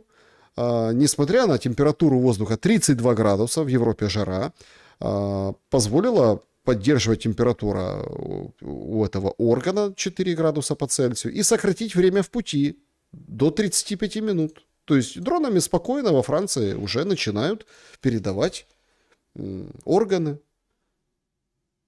Ну, в режиме полигона Украина тоже, наверное, эти эксперименты были раньше, потому что все эксперименты, как обычно, и с органами, и без органов, и с оружием, и без оружия, и с едой, и с боеприпасами через дроны уже проводили в Украине. Наземные роботы с пулеметами атакуют, морские высаживают, все беспилотно, все вот таким вот образом и происходит. А где люди, спрашивается? А за людей идет прям настоящая борьба. Прям очень серьезная борьба. И тут давайте немножко пошумим о том, что произошло в Беларуси. Ну, прям интереснейшая история. Прям очень интереснейшая. Значит, недавно Лукашенко узбеков позвал. Ну, говорит, нам нужны работники. Говорит, узбеки. Ну и, соответственно, приехали узбеки, стали работать, но что-то пошло не так. Вот как бы поклонники свободной Беларуси, ну, оппозиционной Беларуси, в общем-то, ролик состряпали. Давайте посмотрим. Зарплата всего $500. Узбекские мигранты, которых торжественно привезли на Витебщину, спустя 2 дня стали проситься домой. 13 июля в Беларусь прилетел самолет с 255 работниками из Узбекистана. Их встретили с хлебом, солью и баяном. Мигрантам обещали приличную зарплату от $900 до $1000 и хорошие условия проживания. Но что-то пошло не так. Уже спустя 2 дня узбеки записали видеообращение к своим чиновникам. Они рассказали, что общага, которую им дали, в очень плохом состоянии. Есть проблемы и по зарплате. На месте им предложили не $1000, а всего 500. Добывать еду гостям сказали самостоятельно. По подсчетам узбеков, в итоге у них будет оставаться всего $200, а за такие деньги работать за границей нет смысла. Мигранты попросили главу Андижанской области вернуть их домой. Узбеков привезли в Беларусь по пилотному проекту. Планировалось, что по этой программе в белорусском сельском хозяйстве устроят 5000 граждан Узбекистана, а Лукашенко предложил заселить узбеками еще и Могилевщину. Власти Узбекистана пообещали как-то решить проблемы мигрантов. Им могут найти другую работу в Беларуси, где зарплата будет устраивать. Угу. То есть узбеки пожаловались своим, а те говорят, ну мы вам поможем найти другую работу в Беларуси, и будет все хорошо, то есть зарплата будет устраивать. Интересно, что эта вот новость давно обсуждается, уже несколько дней, но вот сегодня сообщили, что сейчас нам платят по $700 зарплаты, это этот, который узбек, который записывал видео, да, вызвавшее скандал, значит, он новое записал видео, и старое всем сказал удалить. Да? В узбекском телеграм-канале Мусафер Лар появилось видео одного из мужчин, который приехал по этой программе в Беларусь и называет себя автором видео, на котором выражает недовольство условиями труда и призывает всех его немедленно отовсюду удалить, потому что теперь уже все хорошо. Вообще, конечно, непонятная ситуация. Ее я предлагаю обсудить вместе с белорусским экспертом Юрием Воскресенским. Он на связи. Юрий, приветствую вас. Здравствуйте, Александр. Здравствуйте, дорогие зрители. Рад вас видеть и слышать. Да, давайте немного пошумим на эту тему. Тема достаточно шумная. Причем даже вы попали в оборот, потому что, комментируя, собственно, вот этот, как бы, любовь Лукашенко к узбекским мигрантам, ну, вместе с, скажем так, ресурсами Беларуси, ну, вызываете, когда Озаренок призывает Коран читать, это вызывает у всех, как бы, определенные, ну, странные выводы. Ну и шквал критики тоже в ваш адрес. Что это за история с узбекскими мигрантами? Сколько здесь правды, сколько здесь лжи, чем они недовольны? Действительно ли, как бы, пообещали одно, а потом не заплатили? Ну, я хочу сказать, что 9 июля, во время визита президента Республики Узбекистан Шавката Мирзиёева, в Беларуси была подписана декларация об установлении стратегического партнерства между Республикой Беларусь и Республикой Узбекистан. Теперь это наша надежная опора в Средней, или, как они любят говорить, Центральной Азии, а мы их опора в вот этой европейской части ЕАЭС. Вообще проблема возникла, еще до этого, вы помните, президент Беларуси приглашал и пакистанцев на отдельные предприятия. Возникла вообще проблема в связи с общим тотальным трендом сокращения населения. Перестают рожать не только в Республике Беларусь или воюющей Украине, это понятно. Перестают рожать и в Российской Федерации, и в Китайской Народной Республике. И нам, извините, нужны люди, нужны трудовые ресурсы, которые будут укладывать плитку, колоть уколы, смотреть, извините, за коровами и выпас организовывать. Это не можно заместить искусственным интеллектом или какой-то оптимизацией производственных сил. Но сама проблема, вот я хочу, чтобы наши уважаемые зрители и вы, Александр, поняли, что она высосана из пальцев. Почему? Потому что надо за что-то хоть найти, за что укусить Лукашенко. Потому что, например, вы помните, как год назад рассказывали, как пакистанские орды и полчища, да, заполнят Беларусь. Докладываю, на сегодняшний день информация официальная от министра внутренних дел Республики Беларусь. На май 2026 года в Республике Беларусь официально находится 324 гражданина Пакистана. Ну, тысячи, наверное. Нет. 3 сотни человек. Та же история с узбеками. Причем поразительно, что в авангарде тех, кто начали нас рвать на куски, а мы, в общем-то, сказали вполне определенные вещи. Ребята и девчата, если мы не будем рожать, ну, значит, через некоторое время мы станем чуть-чуть, как я сказал, загорелыми и с раскосыми глазами.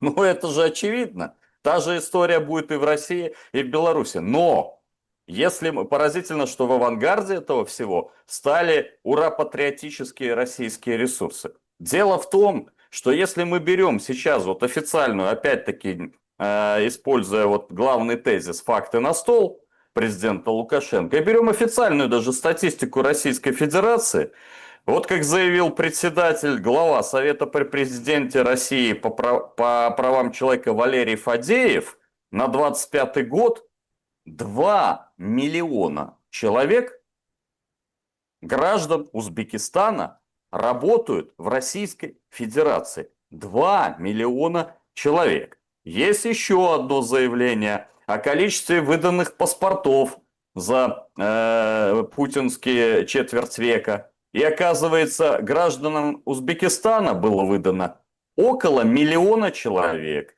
Итого мы имеем 3 миллиона человек, граждан Узбекистана в Российской Федерации. Причем они очень достаточно хорошо трудятся, они не пьющие, они не часто попадают, скажем так, в сводки криминальные. Вот. И, в общем-то, и работодатели ими довольны. Скажите, Поэтому, почему то есть обещают... вам, почему понимаете, 3 обещают... миллиона можно, Почему... а нам Не, нельзя смотрите, 300 привезти. дело не в том, что можно или нельзя. Почему на деньги кидают? И что произошло с этими записывавшими видео рабочими? Я хочу сказать, что вот очень важный момент. В отличие от Российской Федерации, где завозят рабочую силу корпорации, прежде всего строительные, да, и коммунальные, а там частная сфера очень развита, да, в коммунальном секторе. У нас такого нет. У нас на 95% она государственная. У нас даются заявки, то есть руководитель предприятия дает заявку на количество трудовых ресурсов. Эта заявка размещается в каждой стране, не только в Узбекистане, и в России, в Таджикистане, в Туркменистане, в Грузии. У нас есть иммигранты со всех стран. Потом они под эту заявку привозятся, находятся в общежитии под контролем милиции. И прежде чем я перейду к этому частному случаю, всего, например, за 2025 год в Республику Беларусь заехало 46 тысяч мигрантов. Вы сравните с 3 миллионами узбеков в Российской Федерации. Всего 46 тысяч. При этом выехало 24 тысячи мигрантов. Теперь, что касается этих узбеков. Слушайте, прилетело 255 человек. Вот разрешите нам пригласить вот эти 255 или даже 2255 человек в Республику Беларусь. Особенно в Витебскую область, где мы готовы передать им развивать там 7 достаточно отсталых районов Витебской области, где просто население все уехало на заработки в Россию. И из этих 255 человек 5 человек записали видео. Потому что вчера они действительно просто одну ночь провели в условиях, ожидая распределения в общежитие. Сейчас эти же самые люди записали другое видео. Они уже в нормальных общежитиях. По поводу зарплаты, как обещали, от $500, так и, значит, мы предлагаем. Но конкретно эта партия устроилась там на сумму порядка $700 США. Это неплохие деньги для жителей окраин Узбекистана. Понятно, не для Ташкента. В Ташкенте такая зарплата, она примерно такая же, как в Минске. А местами даже в Москве. Ну, по крайней мере, я видел сюжет Жанны Бадоевой, да, из Ташкента. И она у какого-то спрашивала таксиста с Яндекс.Вип. Так этот таксист говорит, обычные таксисты у нас зарабатывают $1000, а вот те, кто в випке, $2000. Понимаете? Так кто куда еще поедет? Но касаемо этой партии, 5 человек ситуация быстро урегулировала, стала и все. В общем-то, вопрос не стоит выеденного яйца. Потому что те, кто начали нас обвинять в кишлакизации республики, они почему-то не посмотрели. Кишлакизация.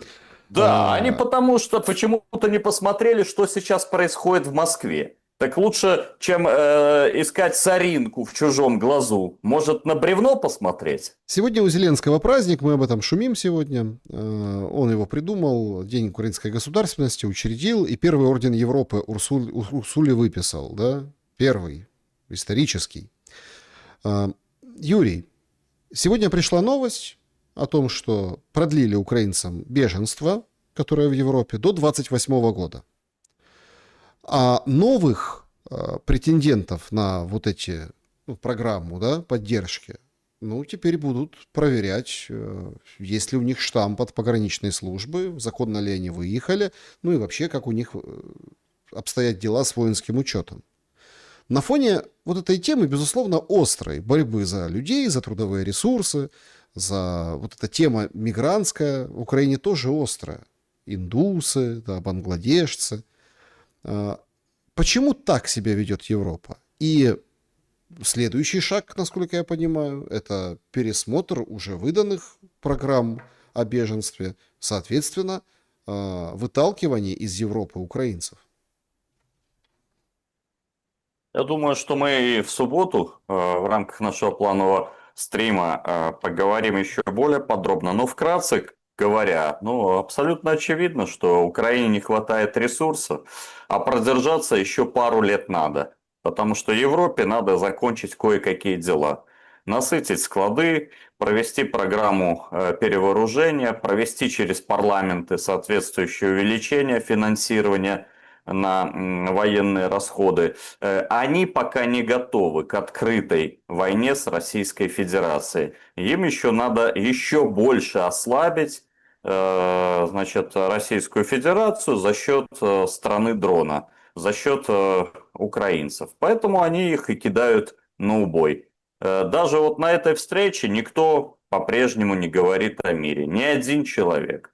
Вот. А, например, вот сегодня был на встрече в посольстве России, Москва и Пекин сегодня отмечают 25-летие важного договора.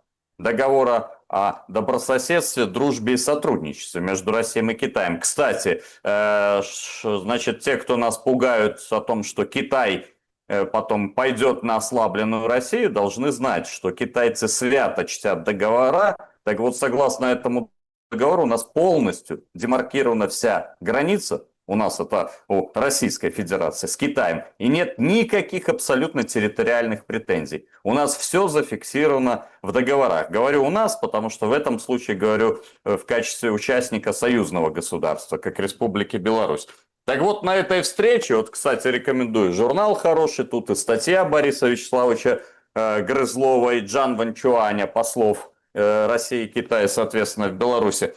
Вот все обсуждали, послы, все говорили о мире. На неформальных беседах мы сидели там на скамеечке, за столиками, все. Но не было ни одного представителя посольств стран Запада. И вот все люди, все посол там Боливии, Бразилии, КНДР, все думали, слушайте, надо а как вы считаете, а как это прекратить? А как, сделать так, чтобы вы друг другу не воевали с украинцами? А посмотрите, какой контраст с западными представителями. Мы дадим вам больше танков, больше дронов, сейчас антибаллистическая коалиция. Мы вам, дадим живую силу вашу, выгнав ее из Европейского Союза. Никто не говорит ни о причинах конфликта, ни о том, что надо его как-то вообще-то завершать, по идее и по логике. Никто из европейцев это не говорит. Поэтому они принимают такое решение исключительно с целью, чтобы война продолжалась. Тем более, что практически все предварительные бюджеты на 27 год сверстаны, а некоторые до 30-го. И слюни текут. Слюни текут.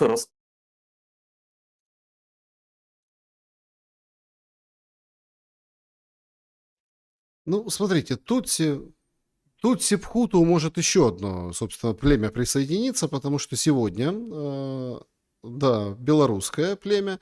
Почему? Потому что сегодня, был удар по заправке. Это Малин, Житомирская область, 200 километров плюс-минус от границы с Россией. Уничтожается автозаправка. То есть уничтожением заправок уже все, в принципе, поняли, все, в общем, Зеленский-то напросился на это. И, в общем, эта череда ближе, конечно, к фронту, но это было очень далеко. И тут выходит советник пока еще, или как ИО министра обороны Флеша, и говорит о том, что сегодня, вероятно, вновь использовала Россия ретрансляторы в Беларуси для того, чтобы управлять дроном, атаковавшим заправку в Житомирской области. Не является ли подобная, давайте так, кампания против Беларуси новым витком? А чего? Смотрите, в Иране, новый виток, то есть с Беларусью теперь опять ретрансляторы вспомнили. Слушайте, нам давно здесь все очевидно. И то, что какой-то деятель с криминальной кличкой Флэш, у них заметили какие-то все позывные или погонялы, уже даже фамилии не называют, говорит о том, что используются наши ретрансляторы и опять как-то угрожают Беларуси, нам абсолютно все равно. Кстати, вот тут очень интересный момент, параллель с мигрантами. Извините, что отвлеку, но вот те же сеточки якобы пророссийских патриотов с израильскими фамилиями, которые обвиняли, что Лукашенко побежал и снял все ретрансляторы, что потом опроверг и Сырский, и вот сейчас Флэш опроверг, они также напали на нас за эти несколько сот узбекских мигрантов. Вот, это очень интересный момент. Для чего они так делают и раскачивают русско-белорусское единство? Так вот, касаемо Флэшу и так далее. Помните, я вам говорил, что после визита президента, а он направился первым делом на Валдай, вторым делом к председателю Китайской Народной Республики, потом уже была Индонезия, Мьянма, мы стали чувствовать себя гораздо увереннее. Нам плевать на Флэша, Трэша, Сырского, да кого угодно. Как мы помогали российской армии, так и будем помогать. Как мы были трудовым фронтом для российского ВПК, так мы и будем трудовым фронтом. Мы прекрасно понимаем, что они нас хотят втянуть. Поэтому мы оттягиваем время. Поэтому взаимное поздравление, допустим, Трампа или прием от него запонок, да, вы же поймите, это стратегический ход для того, чтобы оттянуть время, чтобы нам подготовить, успеть еще больше резервов. Потому что армия у нас маленькая, 60 тысяч человек, а резерва 350 тысяч. Мы хотим довести его хотя бы до 500 тысяч, чтобы как минимум 500 000 граждан сходу сразу же с оружием встали на защиту государства. Но теперь... Самое интересное, что эскалация с украинской стороны ждет военно-политическое руководство России. Потому что в случае такой агрессии будет открыт дополнительный участок фронта. Я уверен, что в ближайшее время будет открыт Брянский участок, но почему бы не открыть и, скажем так, Гомельско-Черниговский участок в районе Новой Гуты. Это же самая большая... дорога прямая дорога до Киева и плюс дорога Ковель-Киев. Она тоже возьмется под огневой контроль.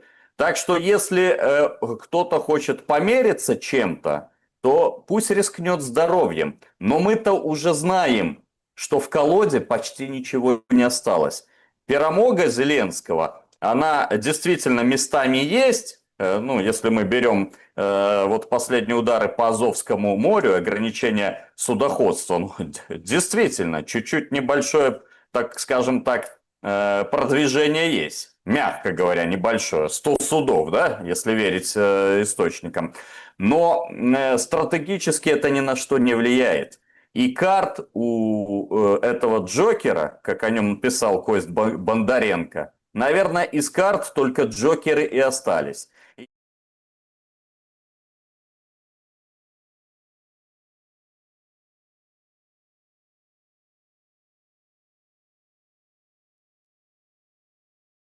Давать свое оружие, да, значит, как всегда делать барыши, как они делали на Первой и Второй мировой войне.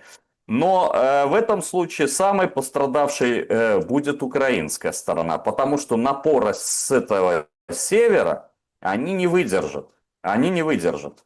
Поэтому мы сейчас спокойно, расслабленно ведем себя. Вы видите, ретрансляторы работают, как не говорили, что ой, белорусы там испугались. Нет. Все программы военные реализуются, вся техника модернизируется, новые самолеты российские военно-космические войска поставляют нам, мы обновляем свой авиационный парк, мы запасаемся дронами, так что намерений у нас никаких нет злых. Мы, наоборот, призываем украинскую сторону одуматься и хотя бы обсудить причины, к чему все привело и как мы будем выходить из кризиса. Потому что, дураку, даже такому, как, допустим, Сибига, должно быть понятно, что у тебя 1500 километров сухопутной границы, вообще границы 1002, но сухопутной 1500 километров с Россией. И 1084 километра границы с Беларусью. Совокупно эта граница составляет почти 50% государственной границы Украины. Глобус ты никуда не перевернешь. Мы вместе будем жить. Так давайте поговорим, как мы будем жить. Вместо... Так, понимаете, эти разговоры это вообще не модно. Давайте еще коротко обсудим, скажем так, Дональда Федоровича нашего. В интернете гуляет потрясающий мем, значит, о том, как воюет, как себя ведет Трамп. Ну вот так это и выглядит. Такое колесо, бомбить Иран, падают акции, покупаем акции, анонсируешь мир, растут акции, фиксируем прибыль, и как бы нормально. И можно так вообще крутить эту шарманку вечно, что, в принципе, Дональд и делает. Но если бы не было конкретных ударов, вот, например, удар в Кувейте. Сильнейший удар по самому крупному нефтехранилищу. Пожарище лютое просто. Иран бьет. Говорит, мы от меморандума отказываемся, он нам не нужен, этот меморандум, потому что переговоры, конечно, ведутся. Там и в Европе была встреча и так далее, но тем не менее. Для тех, кто посмеивался об ударах Ирана противокорабельными ракетами в Ормузском проливе, сегодня уже не смеется, потому что вот такое видео появляется. Абсолютно понятно. Затонувший танкер, прям весь почти полностью под водой, был поражен именно иранцами. Вместе с этим Трамп то хочет, то не хочет вводить плату за Ормуз, то он отказывается от этой идеи, потом он к ней опять возвращается. И вообще странное поведение Трампа может объясняться только лишь новой вышедшей монетой. Сегодня звонкой монетой, я бы сказал. Сегодня Минфин представил в честь 250-летия Америки монету номиналом $1 из чистого золота и изображением Трампа. По словам Бессента, министра финансов, эта монета символизирует свободу, патриотизм, американские ценности и стремление сохранять независимость для будущих поколений. Ну а разного рода аналитики в интернете чувствуют, что здесь какой-то заговор. Заговор. Давайте послушаем. Все, что сейчас происходит, и все, что будет происходить вот в этой войне, большое, это делается всего лишь для одного единственного. Нужно перезапустить мировую экономику. Они об этом уже давным-давно все договорились. И Путин, и Трамп на связи. Они все заодно. Они все друг с другом общаются. У них у всех есть общие интересы. Не думайте, что каждая страна идет в своем направлении и просто где-то иногда вынуждена считаться с какими-то уступками и так далее. Нет, они все идут рука об руку, они делают одну политику. Доказательством этом, кстати, очень легко служит ковид. Посмотрите, как быстро они сгруппировались и сделали одинаковые, абсолютно идентичные, в общем-то, сотворили на своих территориях репрессии. Очень интересно, как это все работало, как это все внедрялось. Люди уже это забыли, у людей очень короткая память. У людей, правда, очень короткая память, и люди действительно уже забыли. Ну, Трамп всем напоминает, что Путин хочет закончить войну, что он хочет закончить войну. Сегодня вообще появилась история, что до конца срока Трампа будет. Вот как Трамп отвечает на вопрос журналистов. Нет, это не Трамп отвечает. Вот Трамп отвечает на вопрос журналистов. Верите ли вы в то, что война между Россией и Украиной закончится во время вашего президентского срока? Да. Честно говоря, я думал, что она закончится гораздо раньше. Так что мешает? Я думал, что закончить ее будет легче всего, потому что у меня хорошие отношения с обоими лидерами. Казалось, что будет легче легкого. Что вы сказали об этом российскому президенту Путину? Я всегда говорю ему одно и то же. В детали вдаваться не стану. Но в целом говорю так. Владимир, пора остановиться. Этой войне пора подойти к концу. А он что? Думаю, он готов заключить сделку. Когда? Скоро.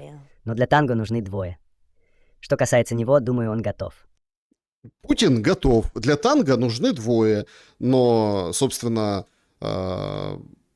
Трамп выходит плохой, который опять вернул вот эту свою риторику и снова, получается, прямо о Зеленском не говорит, но как бы намекает. Что вы думаете по поводу сегодняшних заявлений Трампа по поводу российско-украинской войны? Ну и о колесе удачи Трампа на фондовых рынках в Иране. Ну, так это же колесо удачи подтвердили открытые источники, да, которые подтвердили о том, что состояние его семьи выросло на несколько миллиардов долларов только за год.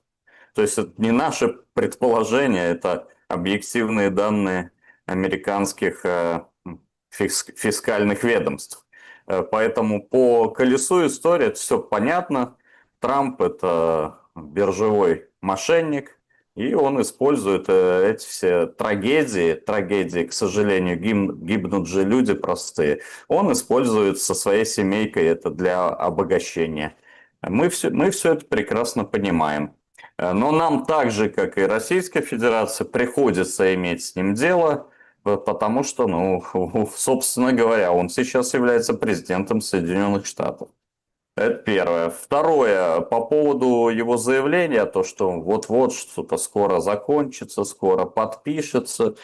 Ну, наверное, здесь есть солидарное мнение всех экспертов о том, что если Трамп не выполнил свое это обещание за 24 часа, как он обещал, почему он выполнит его за, например, 2 года?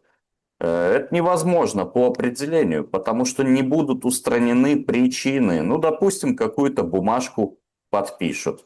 Но цена подписания бумажки с американцами и вообще с коллективным Западом, она ничтожна. Мы это увидели по меморандуму, подписанному США с Ираном, где были нарушены все пункты, кроме 2. Сразу же, причем в течение нескольких дней. Вот. Поэтому вообще, с моей точки зрения, это абсолютно дурацкая мысль, которую надо изгонять из голов наших дипломатов, подписать какую-то бумажку с американцами или Западом. Для чего? Зачем? Вот почему мы должны что-то подписывать. Давайте жить, значит, по своим установкам, давайте добиваться реализации целей СВО, все. Если кто-то хочет с нами дружить, давайте дружить. Если кто-то не хочет с нами дружить, давайте не дружить. Зачем что-то подписывать, марать бумагу, тратить деньги налогоплательщиков, если это все равно фикция? Нам американцы, спасибо Трампу, показали, что их слова, их договоренности ничего не значат. Вот за это действительно можно Трампа поблагодарить, потому что он так вот в такой откровенно безобразной, беспредельной манере показал, чего стоит международное право в случае, если приходится, допустим, совершенно другой человек на должность и говорит: а мне все равно, что вы тут подписывали. Или а мне все равно, что мы обещали там не расширяться на восток. Поэтому, значит, ну, кто-то скажет: так что, нет никакого выхода? Ну, почему нет? Рано или поздно пройдет еще некоторое время, поубиваем еще 1100 людей. Ну, так это же ужас. Ну, подождите. Ужас, но рано или поздно украинский политический класс захочет без посредников напрямую общаться со стороной конфликта, да? Или с своими соседями. И мне кажется, это когда вот такое желание будет, хотя бы среди журналистов. Помните, телемост был? Донахью и Молчанов. Может, даже из этих журналистов кто-то изъявит такое желание провести телемост, обменяться мнением. Вот это и будет какой-то проблеск. А заявление Трампа или Урсулы, или там других каких-то Макрона, европейских политиков, они ни о чем. Ну, во-первых, не будут исполняться они, а во-вторых, они не устранят причины СВО. Знаете, сегодня разошлось видео, такое тоже интересное. Значит, давайте посмотрим. Комаровский, доктор Комаровский, пришел к жене Гордона на интервью. И они там рассуждали о Трампе. Вы бы хотели попить водки с Трампом? Вот так вот сесть с ним, посидеть? Нет, он больной человек сильно, не хотел бы, однозначно. Вот с чем он мне совершенно не интересен. Совершенно. Во-первых, потому что, понимаешь, когда с кем-то мужики пьют водку, мужики, это водка же это способ, ну, для меня, по крайней мере, да, это встретиться с друзьями, выпить немного, чтобы языки развязались и поговорить по душам, да. С Трампом, я точно могу сказать, по душам поговорить нельзя. С Трампом вообще нельзя поговорить, потому что говорит только Трамп. Понимаешь? То есть, а слушать Трампа мне неинтересно. А он, именно это же один из признаков вот его болезни, в том, что он, это вот специфический эгоцентризм. Он типичен для деменции в таком возрасте. Когда человек видит свою непогрешимость. Более того, любое несогласие с собой воспринимает как оскорбление. Более того, готов, ну просто, ну ладно, ну оскорбили, развернись, уйди. Нет, это будет, это вот эта злопамятность, возможность мстить, понимаешь, и так далее. То есть это человек упивается этим, как любой человек, как это круто, да, ощущать себя лидером самой могущественной державы мира. Знать, что за твоей спиной действительно не показушная, а действительно армия номер один. Понимаешь, знать, какие у тебя огромные возможности. Знать, что просто подмигнув своим друзьям, ты только на крипте заработал за полгода $1 миллиард. Только это. И о чем я буду с ним разговаривать? О чем? О том, что мне нужны там деньги для моего проекта, там надо, мне там 1200 дайте, у меня классный проект в голове. А он говорит, подожди, да у меня на туалетную бумагу в больный зал столько уходит. Понимаешь? Поэтому о чем я буду с ним разговаривать? Ну о чем, Олеся? Да, Леся смеется, конечно, Лесе смешно. Ну, вот такого мнения Комаровский о Трампе. Говорит, злопамятный, такой весь непонятный, очень нарциссичен, влюблен в себя. А Воскресенский бы попил водки с Трампом? Если бы на кону стояло подписание какой-то декларации, которая действительно бы исполнилась, если бы это привело на шажок к миру, я бы попил водки даже с Будановым. Понимаете?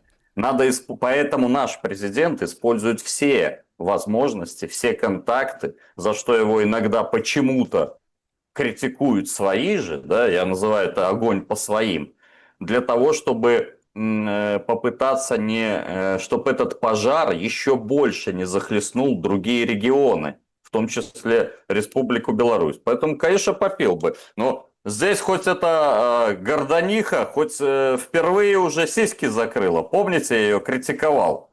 Уже ж хоть нормальная кофта какая-то, потому что этот трэш-блогер Гордон, он кроме таких забойных заголовков, он еще по ходу свою жену продает в эфирах. Вот, поэтому, конечно, надо со всеми разговаривать, надо со всеми говорить, надо обсуждать, сверять часы, но надо понимать, что почему-то вот все время с одной из сторон все время обманывают нас. Вот почему-то это у них в такой традиции. Вот, ну а касаемо еще раз, возвращаясь к узбекам, люди добрые, ну дайте нам взять нанять эти 100 тысяч человек нам нужны. Мы приглашаем и узбеков, и киргизов, и украинцев, и армян, и молдаван, и латвийцев. Но кто приезжает, того и берем. Дайте нам это наше суверенное право заменить так сказать, заместить эти вакансии. И вот что, дорогие друзья, еще нам и не хватало каких-то разборок по национальному, значит, признаку, особенно в многонациональной России. Понимаете, это методичка англосаксов. Вы не волнуйтесь, мы со всеми мигрантами разберемся. Вы видели, как оперативно отреагировали? Одно видео. Суток не прошло, эти же самые уже говорят, все хорошо. А в третьем видео еще и извиняться будут, как у Кадырова. Так что не волнуйтесь, у нас все по контролям. И как во Львове кричать «Слава ТЦК». Да, знаем эти методы. Юрий Воскресенский был моим собеседником сегодня. Пошумели немножко, да, с ним. В поздний час. Спасибо большое. И до новых встреч. Друзья, мы же двигаемся дальше. И вот по поводу, там, как Юрий говорит, обманывают. Да, обманывают. Обманывают, причем делают это мега специфическим образом, что некоторые люди даже уже немножко посмеиваются над этим. Если, как бы честно, я даже такого и не ожидал на самом деле, но зарегистрировали торговую марку в России. Называется «Дух Анкориджа». Представляете? Дух Анкориджа. Теперь там воды всякие, парфюмы, что-то вот такое, ароматизаторы. Ну, это, конечно, нечто. Вот это торговая марка, сегодня сообщили, передали товарный знак, точнее, если так быть корректным. И, в общем, его хотят регистрировать, планируются одеколоны, восковые расплавы. Заявка на регистрацию подана от 10 числа этого года, этого месяца. Дух Анкориджа теперь появится. Предприниматели везде, собственно, найдут свое. И интересно, сколько стоит, да, дух Анкориджа той или иной линейки товаров. Ну а то, что в Украине свой дух и никак не выветрится, это дух именно проблем с россиянами и всем российским. Пышный сегодня оправдался, говорит, мы презентовали банкноту с Василием Стусом, это 2000 гривен, а там проблемы со шрифтом были. Значит, там обратили внимание, что стилистика каллиграфии и номинала связана с адаптацией шрифта. В свое время российская дизайнерша это сделала. Ну и по словам главы Нацбанка целого, говорит, юридических нарушений нет, но мы видим, единственное правильное решение – это взять и изменить этот шрифт. Что сделать уже с 2000-ками, заверяют, вроде как проблем не будет. Но там же и тысячи, которых там 500, по-моему, тысяч напечатано. Что с ними делать, вообще никто не понимает. Поэтому, собственно, все влетит, соответственно, в копеечку. Между прочим, в копеечку влетает в Украине сейчас все. Все от слова совсем. И уже конкретно люди бунтуют. В Киеве подорожал транспорт, был 8 гривен, стал 30 гривен. И это серйозно ударило і по наповненості маршрутів, і по київлянам. Чи мені хліба купити, чи мені проїхатися в метро? Мені прийдеться відмовитись від транспорту і використовувати, я не знаю, велосипед. У мене в сім'ї, ми не знаємо, що робити, чесно. Тому що нас зовнішній ворог бомбить чуть ли не кожну ніч. Ще нас міська влада хоче залишити без засобів до існування. Тому що продукти дуже дорогі, комуналка дуже дорога і проїзд буде дорогий. Як ми будемо до роботи доїжджати? Трошки не актуально. Це просто жах. Я вже багато років живу за кордоном, що я порахувала ці 30 гривень, це 0,6 центів. В Європі це коштує 1,5, але зарплати там мінімум 1000 євро.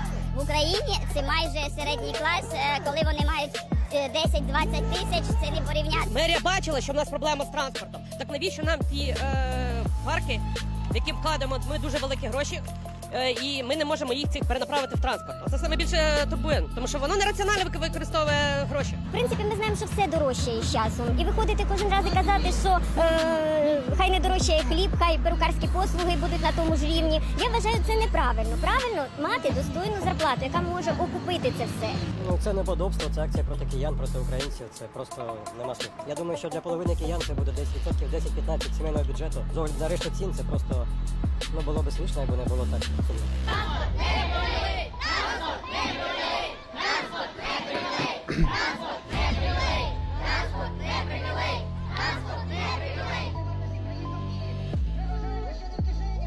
Ну и кадры с митинга, который был вчера.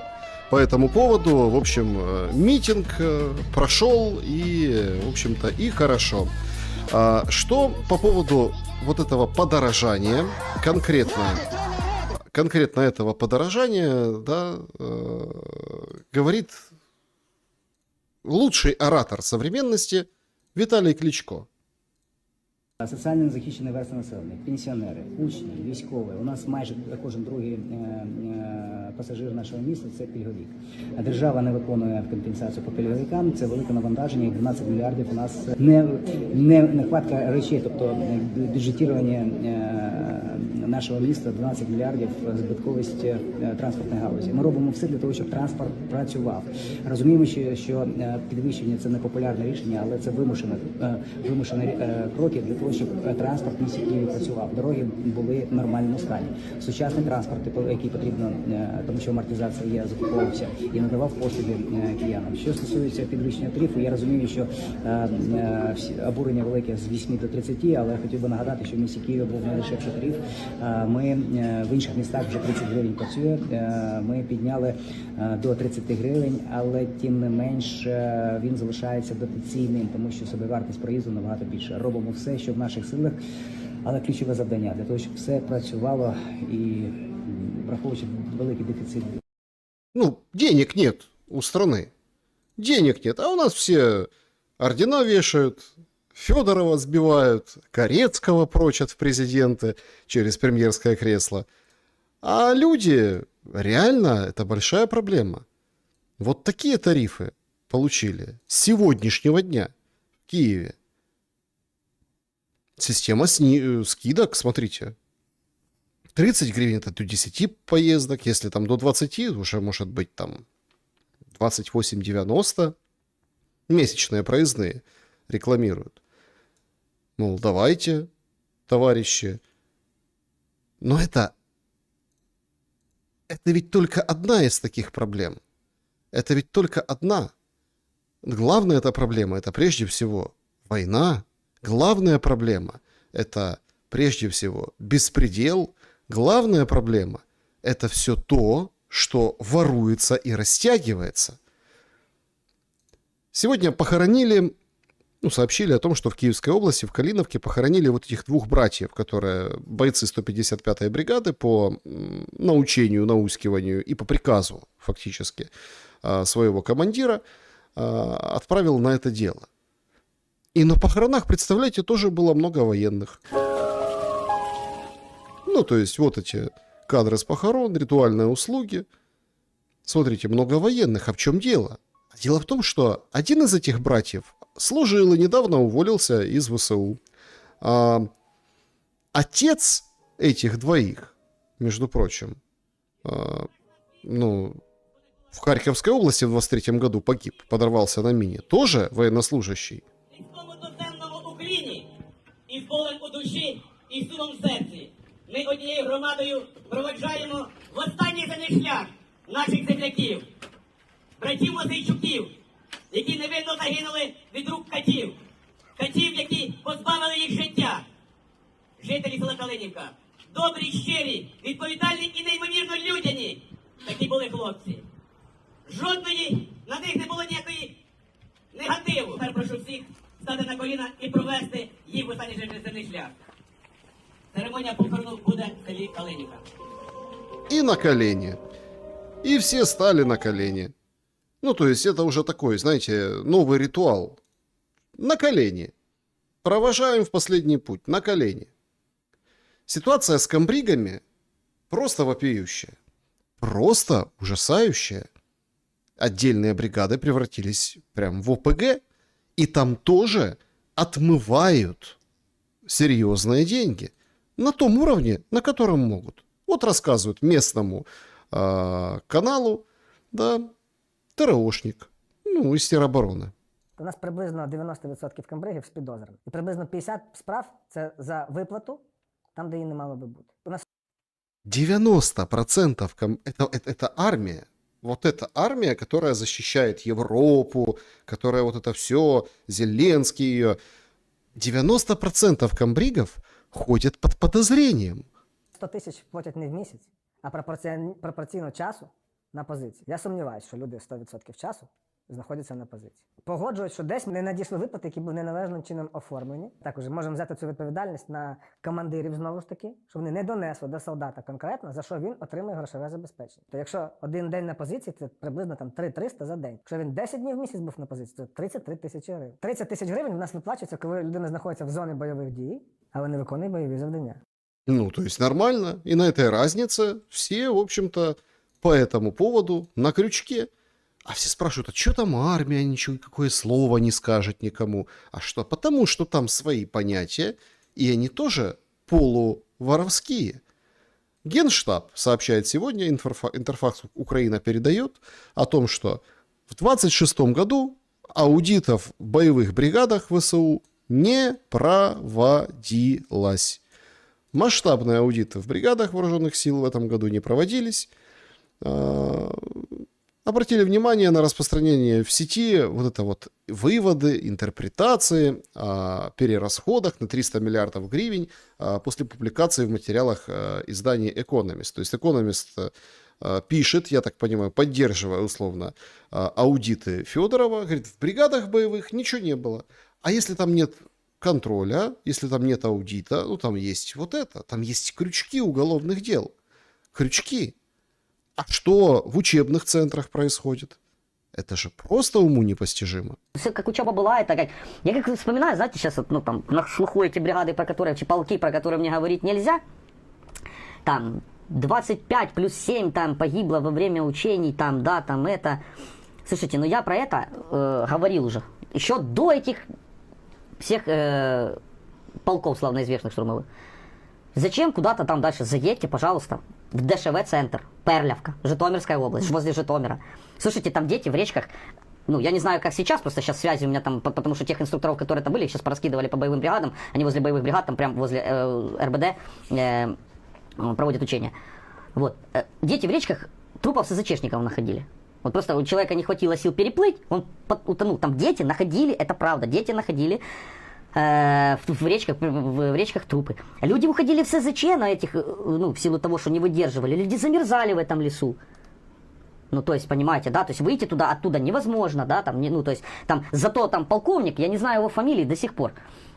Уже напомню, там ребята скидывали, показывали, видели, там, где когда-то выступал против, что мою машину никогда не пускали почему-то, ну, то есть заехать, это как, ну, обоснованно, но причин каких-то не внести в список, ну, не было там, знаете, ну, то есть, но палку, там, где может они палку в колесо ставить, они обязательно ставят. То есть, это типа у них какая-то, то ли как, ну, типа, игра какая-то, ну, не как-то, я не знаю, как они себе это представляют, типа, как, ну, принципы какие-то, типа, я не знаю, что это такое. Или они показывают, нет, мы все-таки с той стороны, которая против тебя. Но скажу так, даже те, которые были на глазах у всех против, потом в личку мне писали, и каждый друг друга сдавал. Звонили, знаете, у меня там была ситуация, когда я против них, против ДШВ, там начал говорить про то, что там... Вот это сейчас вот только, да, Лубенец вышел, Дмитрий Валерьевич, рассказал про то, что там в таких-то полках, да, там человек с туберкулезом, там, гепатитом раздает еду. Вы посмотрите, там эфиры, там я когда-то давал вашего друга, то я специально приехал был, и там человек был, у которого, я уже об этом говорил, это в этом ДШВ-центре, это не только началось, да, я к чему это говорю, что человек, у которого скапала из-за псориаза, такого псориаза, капала кровь в еду, он раздавал еду, ну, типа, ну, ничего с этим не происходило, то есть приходили, это вот с этого, почему-то, но это еще было в 25-м году, получается, в том году это все было, год назад я про это еще говорил. Там люди умирали точно так же в этом. Люди умирали, никто с этим ничего сделать не мог. И знаете, когда там еще там вот это, мы про это уже говорили не раз, типа. Я не знаю, почему они только сейчас начали это все, знаете, делать. Я не понимаю, почему. Это всегда было. Вообще, в любую, уже если на то пошло, в любую бригаду заедьте, в любую бригаду, та, которая стоит там на нуле, вы найдете, если чуть-чуть глубже копнете. Я не то, что я не скажу, что я за там эти полки, да, то есть я никак не встрою, что там есть какие-то проблемы, но я хотел бы сказать о том, что любую бригаду, та, которая находится там, будь это 3-я штурмовая, любая бригада, вы копните чуть-чуть глубже, и вы увидите, насколько там все тоже плачевное состояние. То есть, вот это реальность армии. Вот такая армия. В учебке ты можешь не выжить, а в ТЦК ты тоже можешь не выжить. Вон сегодня киевлянка рассказала историю. Папу поймали и побили. Представляете? Значит, Ксения Приступа рассказывает, отца избили. Мужчину, который стоял на учете, не уклонялся от службы, задержали на улице в Киеве, но не в ТЦК повезли, а в Белую Церковь. А через несколько дней он оказался в реанимации без сознания. Дочь заявляет, что в ТЦК ее отца избивали и издевались, а в больнице ему не оказывали помощь, пока не появилась жена. Мужчина пришел в себя, у него отек мозга, ушибы по всему телу, и, соответственно, чтобы там дать какие-то показания, он ничего не помнит. То есть, фактически, слава богу, что живой остался. Спасибо, что живой. Был когда-то такой фильм. И ТЦКшники, вот сегодня их приняли в Днепре. Все говорят, ничего себе, смотрите, вау, принимают ТЦКшников в Днепре. А что ж там в Днепре за такие ТЦКшники? Выяснилось, что это, сообщил Донецкий областной ТЦК, который базируется в Днепре, но он донецкий, что это мариупольские ТЦКшники, которые тоже базируются в Днепре. Ну, как бы в эвакуации. ТЦК в эвакуации. Значит, младший сержант и, в общем, военнослужащие, другие, и солдат, сержант и солдат, им инкриминируют мошенничество, выбивание денег. Руководитель Мариупольского ТЦК и Донецкого областного решительно осуждают любые проявления коррупции и помогают правоохранителям разобраться во всем. Представляете? У нас ни Донецка, ни Мариуполя уже сколько нет. А ТЦК есть. Зачем? Ровно для этого. Ровно для вот таких вот кадров дня, как в Кривом Роге, когда загоняют мужика, он закрылся от них в биотуалете, они его, этот биотуалет перевернули, чтобы его выкурить оттуда. Ну, понятно, там все потекло, этот ужас и кошмар. Интересно, они его в свой бус потом посадили, наверное, вонючего после вот этого биотуалета. И ты ничего не можешь сделать непосредственно. Есть при Министерстве обороны такой антикоррупционный совет, да, совет общественный. Есть у него руководитель Гудименко и говорит, из-за принципиальных, скажем так, противоречий в обществе невозможно реформу мобилизации нормально сделать. Потому что большая часть общества, она не в армии, она потенциально может там оказаться, она не хочет быть мобилизованной, а солдаты, которые воюют, они жаждут замены, чтобы их заменили. Получается, одни, да, это бойцы, а вторые, их больше, это те, кто не в армии пока что. Соответственно, невозможно или за тех быть, или за тех. И этот Гудименко говорит, надо быть за кого-то одного. За кого-то одного. Вот тот же Днепр, пожалуйста. Непонятно, что это за ТЦКшники. Может, тоже какие-то донецкие эвакуированные. Мужик снимает, он берет, забирает у него телефон, разбивает его и все. Кто ему? Куда ты потом этот телефон? Что ты потом? Кому ты что предъявишь? В полицию расскажет? Так он там полицейский есть. Он стоит. Полицейские все видят. Полицейские стоят. Нет от этих ТЦКшников спасу, вообще никакого. А этот случай вчерашний вообще разошелся. До неба подняли прям во Львове историю с задержанием. И, внимание, ТЦКшник душил женщину. Ну, то есть задерживают мужчину, все, там крики, понятно. Ужасное. Женщину пытаются оттащить. Полицейские в этом принимают непосредственное участие. Вот так вот. Вот так вот. Все, конечно, в шоке от этой истории, от этого львовского душителя ТЦКшника. Да, вот так это выглядит. Смотрите, другая женщина стоит и смотрит, как никто ему ничего не сделал. Ну так, придушил ее немножко, и все. Ну, он на работе, он выполняет работу. Он выполняет распоряжение Зеленского. Конечно, когда все увидели эти кадры, подняли вой и возмущение во Львове, вышли областные львовские ТЦКшники и сказали, все, будет служебная проверка. Лубенец нарисовался в соцсетях, говорит, ситуацию нельзя оставить без ответа. Но когда сомнения возникают по поводу законности, их должна проверка развеивать. Мой представитель во Львовской области Тарас Подворный направил бумаги официальные в ТЦК. Ну и делится, конечно, этой же историей этого душителя о том, что еще один случай, да, общественный резонанс, разные локации, разные действующие лица. Проблема одна. Безнаказанность рождает новые скандалы. В информационном пространстве вот это вот распространили это видео. Физическое воздействие непосредственно на женщину от ТЦКшника. Ну и полицейские, конечно, тоже включились в это. Уголовку открыли, потому что побили 26-летнюю женщину во время конфликта. По статье, которой ТЦКшнику инкриминируют, да, штраф, общественная работа до 200 часов, или исправительная работа до 1 года. Вот и все. Ну и там сообщили, что, конечно, проверяют, служебная проверка, будем разбираться. А что тут разбираться? У всех есть видео, у всех есть... Ну, разбираться только кто? А вдруг это не ТЦКшник? Или чтоб не уволился задним числом? Они короли этой страны, ТЦКшники и руководители ТЦК. Вот история с соседней Хмельницкой области. Дружина головного ТЦКшника Хмельниччини любить дорогі аксесуари. Вона часто розгальцовує з сумкою за 100 тисяч гривень або в кросівках за понад $1000. Це би нічого, проте її коханий ТЦКшник заробляє лише $500 000 в рік. А сама жінка офіційно не працює ніде. А жена не работает официально, там 500 тысяч он в год зарабатывает. Но какая-то странная декларация. То есть он работал раньше, этот главный хмельницкий ТЦКшник, прокурором, а потом перешел на более, видимо, хлебное место, и сразу в декларациях начали появляться суммы, наличкой, декларироваться. Лише отримує пенсію. З такими доходами дивно, що після повномасштабки у сім'ї в декларації з'явилось $80 тисяч і 10 тисяч євро готівкою. Раніше Ярослав Купчик працював у військовій прокуратурі. Проте купа готівки у декларації з'явилась після переводу на посаду в ТЦК. Ох і дивина. І таке буває.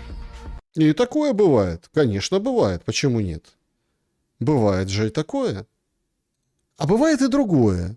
Пока жена ТЦКшника шмотки покупает, нигде не работает, жена военного, ну просто душераздирающая история. Я проживаю зараз як маленька дитина. Я не їв самостійно, дружина постійно годувала. Зараз же відчуваю себе дитинкою на 12 років. Ну ладно, на 10, якій все ж таки треба допомогти зібратись в школу, зібратись кудись піти. Значит, в ноябре 25 года Артем тяжелое ранение получил под Покровском. 12 часов его эвакуировали. Соответственно, понятно, ну, то есть ампутация рук была неизбежна.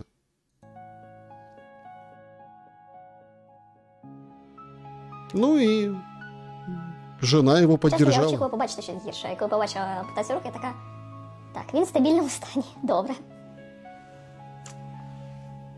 Пам'ятаю, як я падаю в наркоз на стабілізаційному пункті, і пам'ятаю, як прокидаюся, вона вже поруч. Я її побачив, мені вже стало легше. Я побачив, що вона не плаче, мені ще стало легше. І взагалі я зрозумів, що далі ми з усім справимося. І вона сідала поруч і читала мені вслух, а потім через пару тижнів кажу, ну що, почитаєш мені сьогодні? Вона каже, ні. Я собі читаю, а ти собі? Ти маєш сили на то сам роби. До речі, от читання книг – це перше, що я освоїв. Ну и читает ногами, переворачивая странички. Це доволі функціональна штука. Я можу працювати на комп'ютері, я вже можу зняти одяг, піти в душ, помитись сам, витертись, одягнутись. Да, без підтримки рідних воно набагато складніше. Ти бачиш, навіть от ця жага самостійності, можливо, була б не такою сильною, якщо б не було для кого старатися. Ну, то есть он старается плюс-минус себя обслуживать, жить для своей жены. Жена, которая его не бросила, которая подвиг, ну вот чисто по-человечески совершила подвиг, которая любит его. И жена ТЦКшника, который бывший прокурор и перешел на более хлебное место. У одних трагедия на всю жизнь. До конца жизни трагедия. У других, ну, мы видим. И нам после этого рассказывают, вот, нужно с мобилизацией решить вопрос, чтобы в тепле была Украина, и было, чтобы ментальное здоровье, вот эти 3 кита, на которых приходит новый премьер Корецкий, и нам вот это потом рассказывают.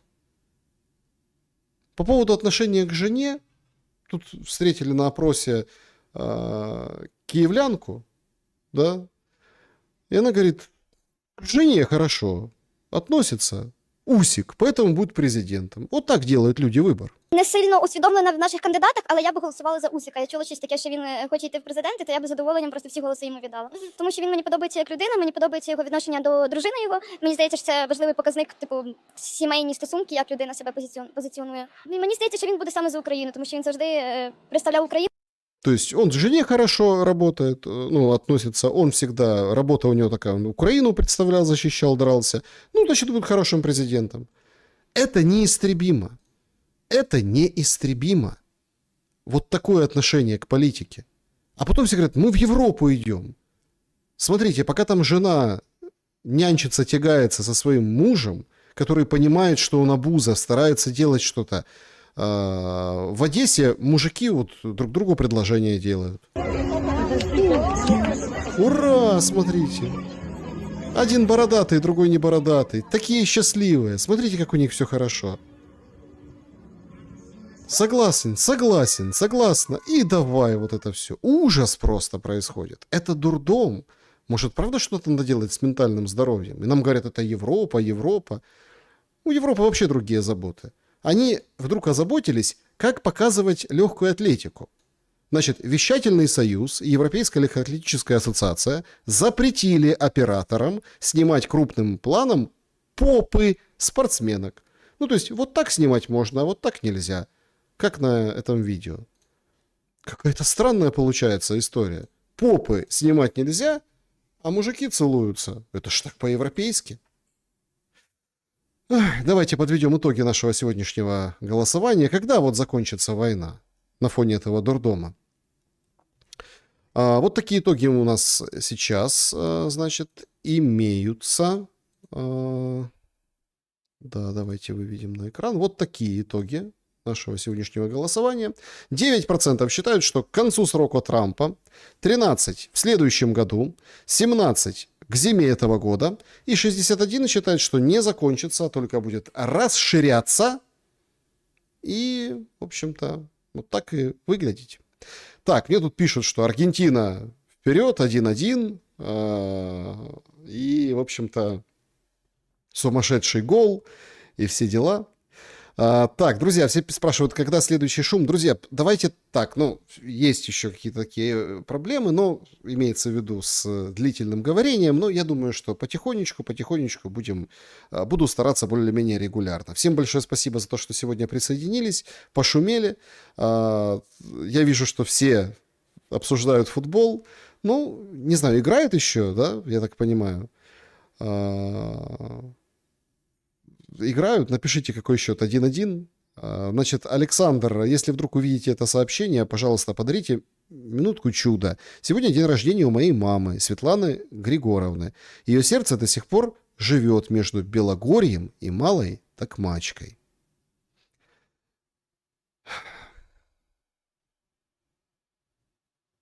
Да, так не хватает чуда. Но это сердце не то, которое с кластерами европейскими, правда? Привет маме, большой, и поздравления, конечно, с днем рождения. И самое главное пожелание, чтобы все это наконец-то закончилось. Да, только что сравняли, говорят, ну, значит, сравняли Англия, Аргентина, я вижу чат весь за Аргентину. Хотя на Аргентину тоже очень много говорят, их там тянут, это все несправедливо. Но болеть за Англию, родоначальницу футбола на фоне текущей политической ситуации, как вы понимаете, дело, ну, очень неблагодарное. Всем большое спасибо, друзья, за то, что побывали на сегодняшнем шуме.